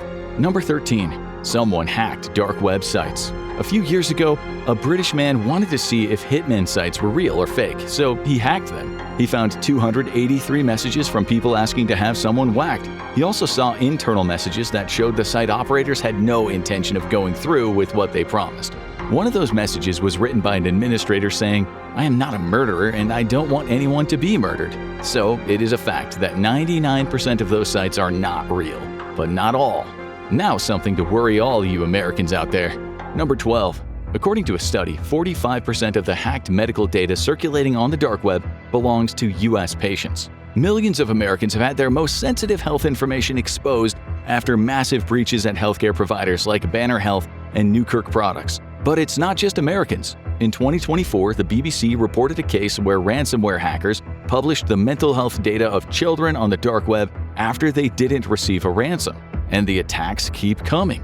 Hackers recently stole 400 gigabytes of data from a London pathology lab, exposing blood test results, names, and other private records. Let's now talk about guns. Number 11. In 2019, over 2,100 guns were available to buy on the dark web, with the Glock handgun being the most popular, making up 57% of purchases. In a 2021 study of some of the leading markets on the dark web, researchers found just under 1,500 handguns, over 200 rifles, 41 submachine guns, and 34 shotguns. These sites were also selling explosives, tasers, pepper spray, knives, and knuckle dusters. Even more shocking is that some of the sites were selling chemical, biological, nuclear, and radiological weapons. The average cost of a dark web handgun was around $740. If you're in the market for something bigger, a long gun goes for just under $1,100. Assault rifles were a little more expensive, averaging $2,500 to $3,500. A Kalashnikov will set you back $2,800 to $3,600. While weapons do appear on dark web marketplaces, they're a small fraction of the trade. They account for just 1 to 2% of the listings and generate sales of around $80,000 a month, a drop in the ocean compared to drugs and cybercrime-related sales. To put it into perspective, the illegal arms market globally is valued at over $1 billion a year, but that is still dwarfed by the $4 billion generated by the legal weapons trade. So while the dark web might have its share of illegal arms dealers, it is still a small-time player in the larger world of arms trafficking. Number 10. 60% of the guns available on the dark web come from the United States or Eastern Europe, where it's easier to access firearms. Buyers tend to come from countries where getting hold of a gun is more difficult, such as the UK, Australia, and parts of Asia. If you're wondering how you send a gun through the mail, the answer is they often come in parts, what are referred to as ghost guns. In 2018, a 19-year-old British kid ordered a Glock 17 handgun and 5 rounds of ammunition on the dark web, but U.S. Homeland Security officers intercepted the package at the Newark airport. When British police went through his room, they found a USB stick with 1,000 pages of notes relating to explosives and massacres. The worrying thing is that he found tutorials on bomb making on the dark web. Simple bomb-making instructions might cost just $5 to $50, but people are selling more in-depth, step-by-step tutorials for $100 to $500. Kits with materials as well as instructions have been known to sell for $2,000 to $5,000. These days, you can also spend as little as $12 on the dark web for 3D printing gun designs. Researchers in Australia said 3D printed components and kits are for sale online, and these days the materials are much stronger and more reliable. Number 9. You might think the only language of the dark web is English, but that is not the case. 73% of domains are in English, with 11% in Russian, 2.33% in German, 2.15% in French, and 2.14% in Spanish. Number 8. For $200 to $400, you can buy a high-quality fake degree from just about any university in the world on the dark web. That might sound pricey, but when you consider the alternative, an average American student debt of over $37,000 after college, it starts to look like a bargain. Of course, one comes with 4 years of hard work, and the other, well, just a click and a payment. Just remember, this is fraud and it can get you in serious trouble. Number 7. A dark web user was selling information on how to hack university record systems for just $15. Tutorials, whether hacking or making drugs or bombs, are a huge market on the dark web. Number 6. Looking to start a new life, there are fake driver's licenses sold on the dark web for as little as $200. But if you want a passport that will actually work, you'll have to spend a good bit of cash. Researchers online who checked out numerous dark websites said if you want a counterfeit passport, you're looking at paying $710 for the US and similar prices for other Western nations. European passports are available for $4,000 and bulletproof US passports plus social security cards and driver's license for $5,900. And if you want to live in a new country with a visa, that's also on offer. Sellers offer to provide stamps for your chosen country for about $2,300. Needless to say, using a fake passport can lead to prison. Number 5. Sites on the dark web were offering PayPal accounts for around $197. Bank accounts were going for $70, and a physical cloned credit card was an average of $171. A site was even selling a perfect credit rating for $2,000. Again, let us just remind you, all of this stuff could get you in very serious trouble. Number 4. What if you wanted to destroy someone's livelihood? Well, you could start by taking down their website. The dark web offers denial of service attacks, which means sending thousands of requests per minute, which will crash a website. Sites on the dark web in 2022 were selling 10 to 50,000 requests per minute for unprotected websites for just $10. That was an hour. If you wanted it to last a day, that was $45. And if you really wanted to mess with them, you could pay $800 for a month. But this really only works if the site doesn't have good security. Okay, the next 3 are the darkest of dark places on the dark web. Number 3. In 2023, researchers in Australia revealed that for over 5 years they analyzed more than 2 million ads on the dark web and uncovered 3,500 listings for the sale of wild animals. Not only are many of these animals endangered, but they could carry disease, which is why they are traded in the shadows. Number 2. Red rooms are among the most talked about horrors of the dark web, advertised as places where users can buy a front row seat to witness unspeakable depravity. But the truth is, they're almost certainly scams. People who use the dark web and know where to look may have seen ads for upcoming red rooms. A user on Reddit said he saw one himself and it had a countdown clock with the site saying something like, "Just 17 hours left, get your ticket now." In some cases, the buyers were asked if they wanted to be a spectator, commander, or a master. But what they actually paid for was a great big scam. Goes without saying, these red room offers could be an FBI honeypot. The fact is, the dark web is too slow to accommodate live streaming, and you could be sure, even if it could, the FBI would be all over it. Number 1. Dark web hitmen are real. We said we'd give you an example of someone hiring a hitman on the dark web. Well, we have 2. The first happened in Russia in 2018 when a high-ranking police investigator, Yevgenia Shishkina, was gunned down near her home in Moscow. The BBC investigated this and called it the world's first documented case of a contract killing ordered via the so-called darknet. 2 teenagers were paid around $15,000 by a man who ran a drug-dealing site on the dark web. One of the teens, just 17 years old, had actually looked for a job on the dark web. He was hired for murder, splitting the money with his friend. But this wasn't a professional hit. He was an amateur having to watch YouTube videos to see how to load the gun. On the day, he walked up to Ms. Shishkina and shot her twice, leaving her to die in her husband's arms. And in 2021, 2 young men were imprisoned in Finland for the contract killing of the father of one of the men. The killer was hired through the dark web. He had posted an ad offering his services as a hitman, proof that while many hitman for hire sites are scams, real killers do lurk in the shadows. How will cannabis survive the apocalypse? Did William Shakespeare smoke a bowl before he wrote a play? Why do you get the munchies after toking? Which presidents liked to get dank on their downtime? And can you smoke so much weed that it kills you? These are 50 chronically insane facts about weed. Fact 50. Cannabis is believed to be one of the earliest plants to be cultivated by humans. Mentions of it have been found in writings from as far back as 3000 BC, and possible evidence of cannabis use has been identified in Neolithic archaeological sites that are over 10,000 years old. Most of the early evidence of cannabis use comes from Asia, with prehistoric cannabis residues and hemp fiber imprints having been found across China, Japan, India, and the Middle East. Historians believe that these ancient cultures used the plant not just for its psychoactive properties, but also to make rope, clothes, shoes, paper, and even as a food source. Fact 49. Have you ever wondered where the word marijuana actually comes from? Well, there are a couple of competing theories. According to one popular story, it comes from a Nahuatl word meaning prisoner. This explanation probably isn't true though, as it was first popularized by anti-drug campaigner Harry J. Anslinger in the 1930s. The more likely explanation is that it comes from the Chinese mahrenhua, meaning hemp flower.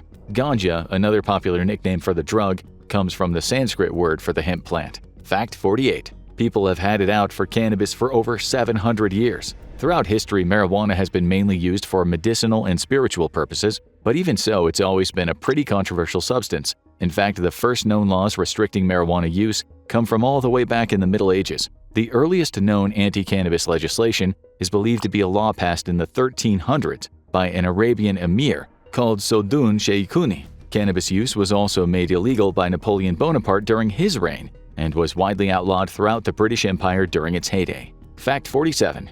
The United States has something of a love-hate relationship with the hemp plant. America started restricting the sale of the drug in 1906, but only made it outright illegal in 1937 when the Marijuana Tax Act was passed. For some reason, hemp was outlawed alongside cannabis, but that wasn't the case for long. Once the U.S. entered World War II, the government started making propaganda that encouraged hemp cultivation. Since the hemp plant could be used to make cheap but durable rope and canvas, that was vital to the war effort. Hemp was then banned again in the 70s under the Controlled Substances Act, and the plant remained illegal until the Controlled Substances Act was revised in 2018. Even though the cultivation of hemp is still strictly regulated, in 2019 the U.S. managed to become the world's third biggest hemp producer after China and Canada. Fact 46. Urkel has his own bespoke line of weed. In 2021, actor Jaleel White launched his own brand of recreational weed called It's Purple, a variant of the Purple Urkel cannabis strain.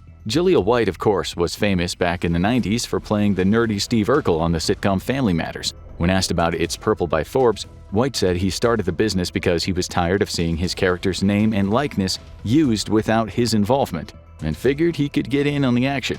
He even filmed ads for it alongside Snoop Dogg, where he was fully in character as Steve Urkel. Fact 45. Reggae legend Bob Marley was buried with weed. Perhaps one of the most famous tokers of all time, music god Bob Marley took the plant to the grave with him. When he died of cancer in 1981, according to some accounts, he was buried with a football, his beloved Gibson Les Paul guitar, and a bud of chronic. Hopefully, he's still lighting it up in the great beyond. Fact 44. There are over 1,000 ways to say it. Literally. Time magazine has reported that there are over 1,200 popularly used slang terms for cannabis, and here are some of our favorites: weed, bud, ganja, chronic, grass, wacky tobacco, reefer, herb, green goddess, sweet Mary Jane, Donna Juanita, pot, dank, and the devil's lettuce. If we forgot one of your favorites, let us know in the comments. Fact 43. Tupac's closest friends smoked him.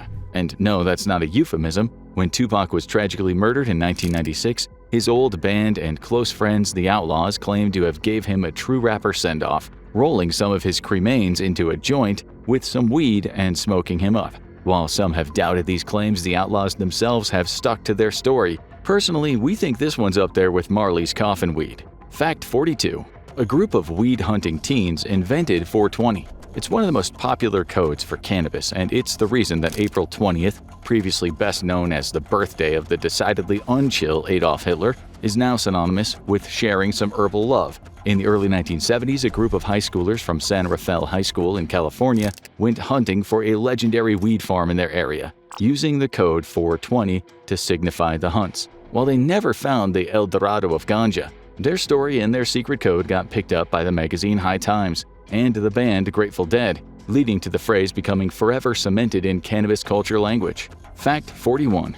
Washington was the first U.S. state to legalize recreational marijuana use. And this is kinda poetic, given the state's namesake, America's first president, George Washington, famously cultivated hemp crops. He was a big fan of the plant, mentioning it over 90 times in his personal diaries. But there is no evidence that he ever used it to get high. Instead, he likely grew the plant due to its valuable resource for manufacturing those sturdy ropes we mentioned earlier for use in ship construction. The original United States flag, created by Betsy Ross, was even made out of the kind of hemp that Washington loved cultivating. It's as American as apple pie. Fact 40. A lot of celebrities smoke weed. Seriously, it'd be a whole video to list them all, but some of the most prominent, famous, avowed potheads include Jennifer Lawrence, Kirsten Dunst, Miley Cyrus, Zoe Kravitz, Lady Gaga, Brad Pitt, Jane Fonda, Harrison Ford, Charlize Theron, Pete Davidson, Morgan Freeman, Patrick Stewart, Rihanna, Snoop Dogg and Seth Rogen,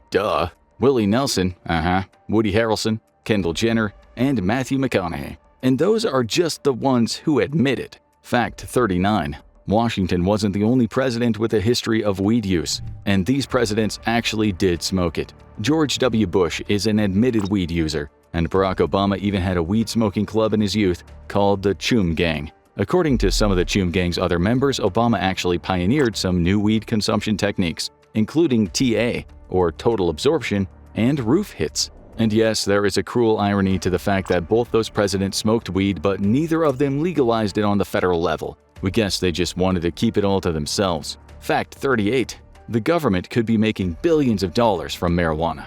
Extrapolating from the tax money that states with legal weed have already made, it's estimated that across the entire United States, the federal government could make $8.5 billion in tax revenue, and potentially more if they institute a so-called potency tax, where taxation of cannabis is put on a sliding scale based on how potent the strain is. And even this is nothing compared to the money that private industry stands to make. It's estimated that if weed was legalized in all 50 states, it would quickly become a bigger market than organic food. Fact 37. The U.S. military experimented with weaponized weed. Researchers at the Edgewood Arsenal facility in Maryland pioneered dimethylheptylpyrin. Try saying that 3 times fast. An extremely potent cannabinoid agent that had an elimination half-life of 20 to 39 hours. That's some serious sticky. In addition to the standard sedative and hallucinogenic effect, it also caused low blood pressure, dizziness, fainting, ataxia, and muscle weakness. So much so that someone under the effects of dimethylheptylpyrin had difficulty even standing upright. Obviously, the researchers at Edgewood didn't invent this just so U.S. soldiers could get high on government-subsidized ultra weed. They were exploring the possible use as a non-lethal crowd control agent, but that fell through because of the potential risks involved to the health of certain at-risk users and the political sensitivity of working with weed. Fact 36. For some people, marijuana use is a religious affair, and some countries even legally recognize this. In Italy, after a lengthy court battle back in 2008, it was deemed that people of the Rastafarian faith could keep weed for purely personal use as a religious sacrament. and in possession cases it would be up to the courts to decide, based on the quantity of the weed, whether it was for personal use or trafficking. Fact 35. Weed is giving coffee a run for its money. At least in Denver in 2011, some counts showed weed dispensaries outnumbering Starbucks locations 300 to 266. Weed dispensaries were so rife that a popular local magazine even had a weed reviewer who gave their take on the local chronic. Fact 34.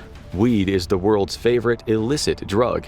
While debate rages on about how exactly weed is classified, one thing definitely isn't up for debate: the fact that people absolutely love it. According to some data, 219 million people, that's 4.3% of the global population between the ages of 16 and 64, used cannabis at least once in 2021. Fact 33.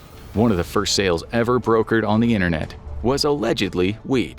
In 1971, a Stanford student and an MIT student connected over the ARPANET, the precursor of the internet created by the precursor of DARPA. How did these two students of two of the country's most prestigious learning institutions use this connection forged over a revolutionary new technology? To get high, of course. They organized the sale of weed and in the process became accidental pioneers of illicit e-commerce. Fact 32. How much weed does it take to kill you?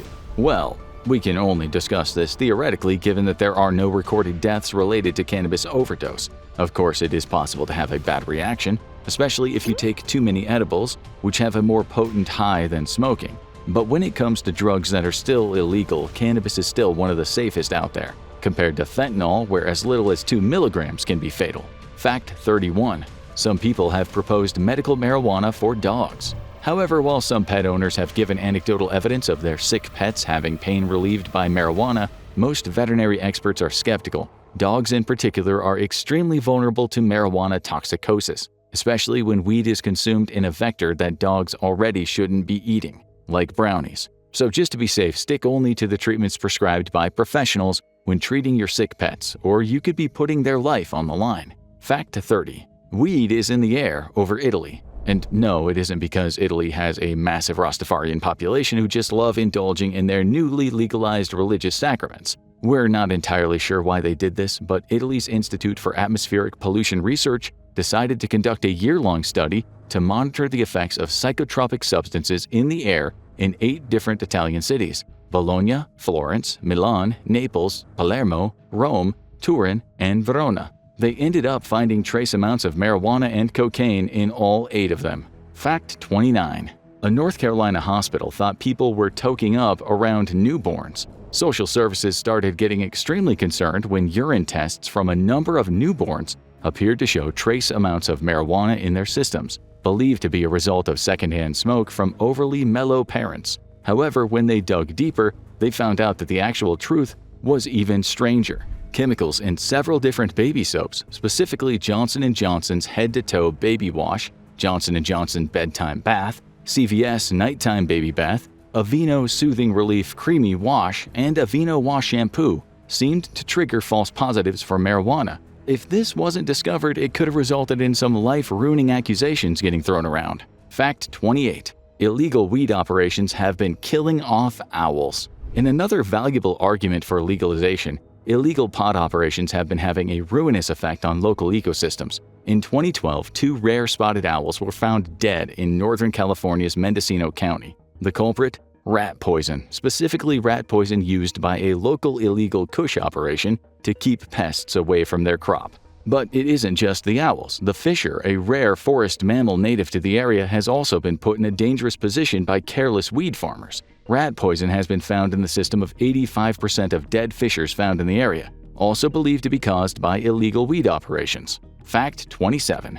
Is weed getting stronger? Researchers studied 36,800 samples of weed captured by the DEA over the last 20 years and found 2 interesting results. The amount of THC, the psychoactive compound in marijuana, has increased, and the amount of CBD, the chemical compound most often touted as having health benefits, has decreased. So when old stoners tell you that the weed was more chill back in their day, they're not just blowing smoke. Well, they probably still are, but just not about that. Fact 26. You can be allergic to weed. As if life for people with allergies wasn't hard enough, yes, you can also be allergic to Puff the Magic Dragon, both its pollen and its smoke. Allergic reactions can include runny noses, sneezing, irritation of the nasal passages, hives, and in one extremely rare case, anaphylaxis. For some people who experience allergic reactions to weed, it isn't actually the weed itself that gets them. Improperly stored weed can sometimes get moldy, and that mold sometimes has allergenic properties. Fact 25. Weed dependency is a genetic lottery. Like with all drugs, everyone has a different tolerance for weed, and the same goes for whether someone is likely to become dependent on it. Researchers have identified 3 different genetic markers as predictors for the likelihood of cannabis dependence. Fascinatingly, these same genetic markers are often also predictors for depression, showing that people who suffer from depression are sometimes more likely to use weed as an unhealthy coping mechanism. Fact 24.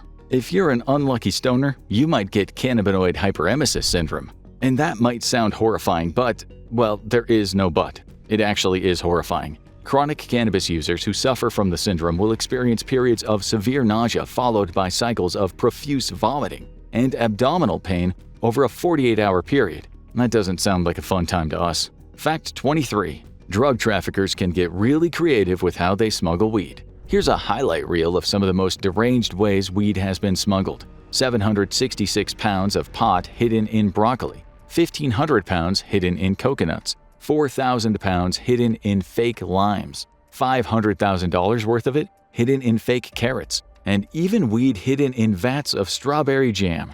It's kind of weird how most of them are just fruits and vegetables. Let's see some creativity, guys. Fact 22. Debates have raged on for years on whether Shakespeare liked to partake in a bit of the devil's lettuce.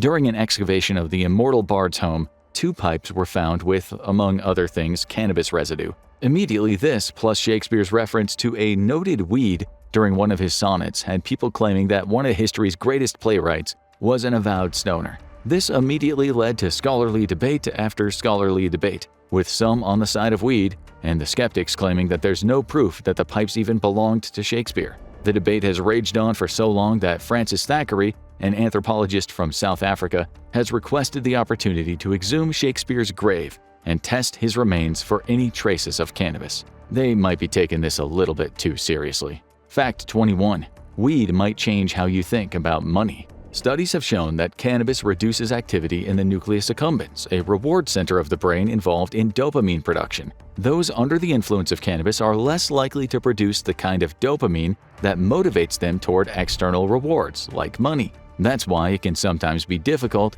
to get anything done while you're high. That and the fact that you're spending too much time thinking about old SpongeBob SquarePants episodes. Where does he get those pants? Fact 20. Why does weed give you the famous munchies? It's all down to the 3 magic letters THC. It stimulates the endocannabinoid receptors in the brain, which connect to regulation centers for everything from dopamine production to hunger. In most users, this triggers an appetite increase that has them reaching for the potato chips. While to most people this is just a little annoying, it can actually serve as a major medicinal effect for people undergoing a loss of appetite during chemotherapy.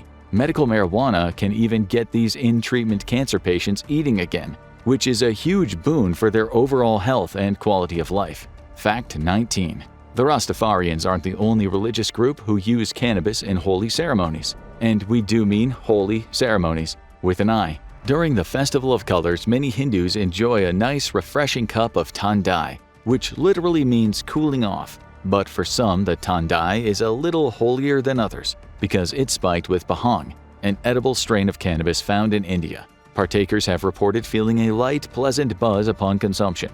The holy significance of the Bhang-triggered Thandai links to an old tale about Lord Shiva, but that's a little too much to get into in a video about fun weed facts. Fact 18. Cannabis can be used to treat epilepsy. As a life-threatening chronic condition that's believed to affect around 50 million people globally, doctors and scientists are always looking for new treatment options for sufferers. Thankfully, certain synthetic cannabinoids have shown promise in reducing the severity of seizures. The FDA-approved drug Epidiolex has been effective in treating 2 different extremely rare and dangerous forms of epilepsy, Lennox-Gastaut syndrome and Dravet syndrome.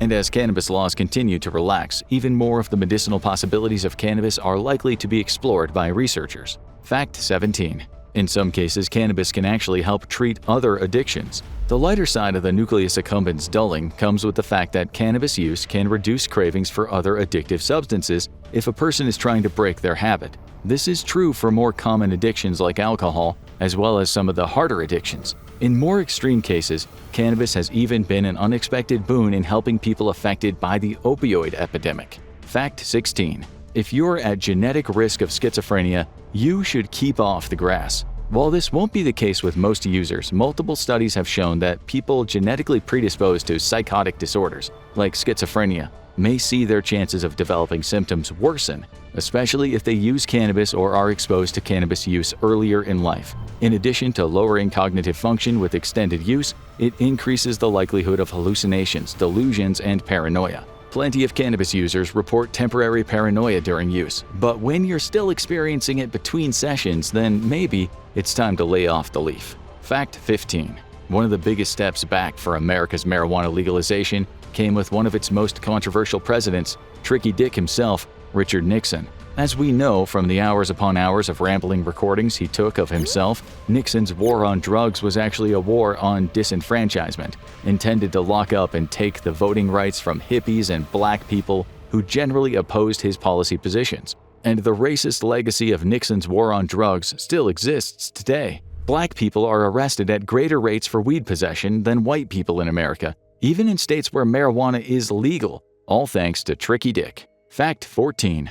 Why is an edible high so much different from a smoke high? It's practically a meme among weed lovers that while smoke hits you quicker, edibles wait for a bit and then hit you like a truck. They give a more powerful body high that can endure for hours and leave you in a living dream or a waking nightmare. So what's the difference? Why the delayed action and upped intensity? According to neuroscientist Nick Jikomes, the issue isn't that weed is metabolized differently, it's that it's going to get metabolized to different degrees in different parts of the body, depending on the route of administration. The real difference between edibles and smoking or vaping is that with edibles, a much larger fraction of delta-9 THC makes it to the liver first. There it gets converted to 11-hydroxy-THC. So in other words, if you smoke or vape, the ratio of 11-hydroxy-THC to delta-9 THC is quite low, and if you take an edible, it's much higher. Fact 13.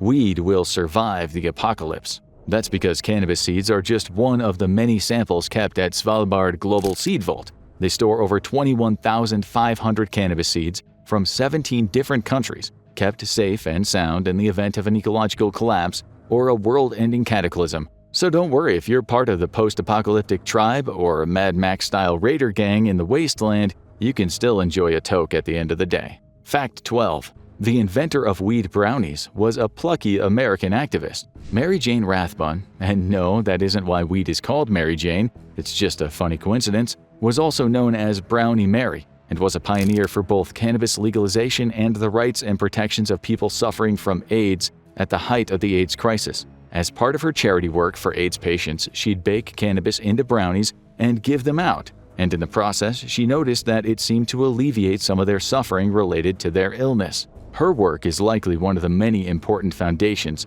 for cannabis research and activism to this day, and her work is still used despite her passing away from a heart attack in 1999. Fact 11.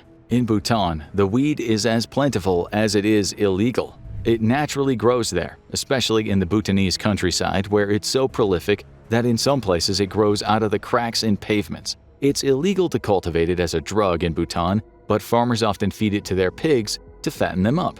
Maybe humans will someday get that privilege when the pigs get high enough to actually fly. Fact 10.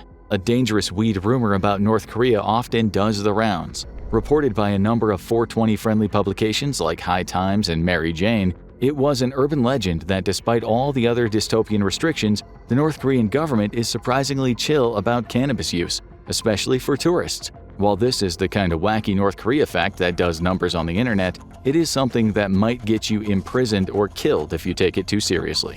While hemp is cultivated as an industrial production material in North Korea, cannabis is classified with the same drug restrictions as heroin and cocaine. And given the horrible fates undergone by tourists in North Korea for something as seemingly minor as stealing a political poster, you really should not take your chances breaking any of their laws. Or better yet, just don't go there. Fact 9. Who has the world's cheapest and most expensive cannabis? In a study conducted in 2018, it was found that Japan had the world's most expensive green, coming in at $32 per gram. If flying high in the land of the rising sun feels a little steep for your wallet, then you'd be better off vacationing in Quito, Ecuador, where the price of marijuana averages $1.34 per gram. Fact 8. Malaysia has some of the most brutal anti-drug laws in the world. Planting a single cannabis seed will put you in prison for the rest of your life. Being caught possessing 20 grams will get you lashed, 50 grams will get you 5 years in jail, and a fine equating to almost $5,000. Up until 2018, having 200 grams was considered trafficking, and you could get sentenced to death. But now, it'll only put you behind bars for the rest of your life. Yay? Fact 7. Carl's Jr. once served a weed burger for $4.20. Seriously, back in 2019, as part of a special promotion for $4.20, they released the Rocky Mountain High Cheeseburger Delight, which had a special Santa Fe sauce infused with a small quantity of CBD. It was only available for a single day at one of their locations in Colorado, but for any pot fans in the area, it was a day to remember. Fact 6. Ever been curious about the actual difference between a joint, a spliff, and a blunt, but been too afraid to look lame if you asked? The difference is actually pretty simple. Joints are small quantities of cannabis wrapped in rolling paper. Spliffs aren't pure cannabis, they're a mix of cannabis and tobacco in rolling paper. And blunts, if we can be blunt about it, are bigger loads of cannabis wrapped in cigar or blunt wraps, which normally also contain tobacco. Now, you're familiar with all the key weed smoking lingo. Fact 5. One man had the guts to smoke weed in the White House while weed was still illegal everywhere in the United States. It was none other than country music god Willie Nelson, who during the Carter administration snuck a joint into the White House and lit it up on the roof with the president's son, Chip Carter. It was thought to be a stoner urban legend for years until ex-President Jimmy Carter himself confirmed that the story was true. Rock on, Willie. Fact 4. Weed has been inspiring Hollywood movies for almost a century. Stoner comedy is a movie institution, with stoned adventures being seen in Pineapple Express, Dude, Where's My Car, and the Harold and Kumar trilogy.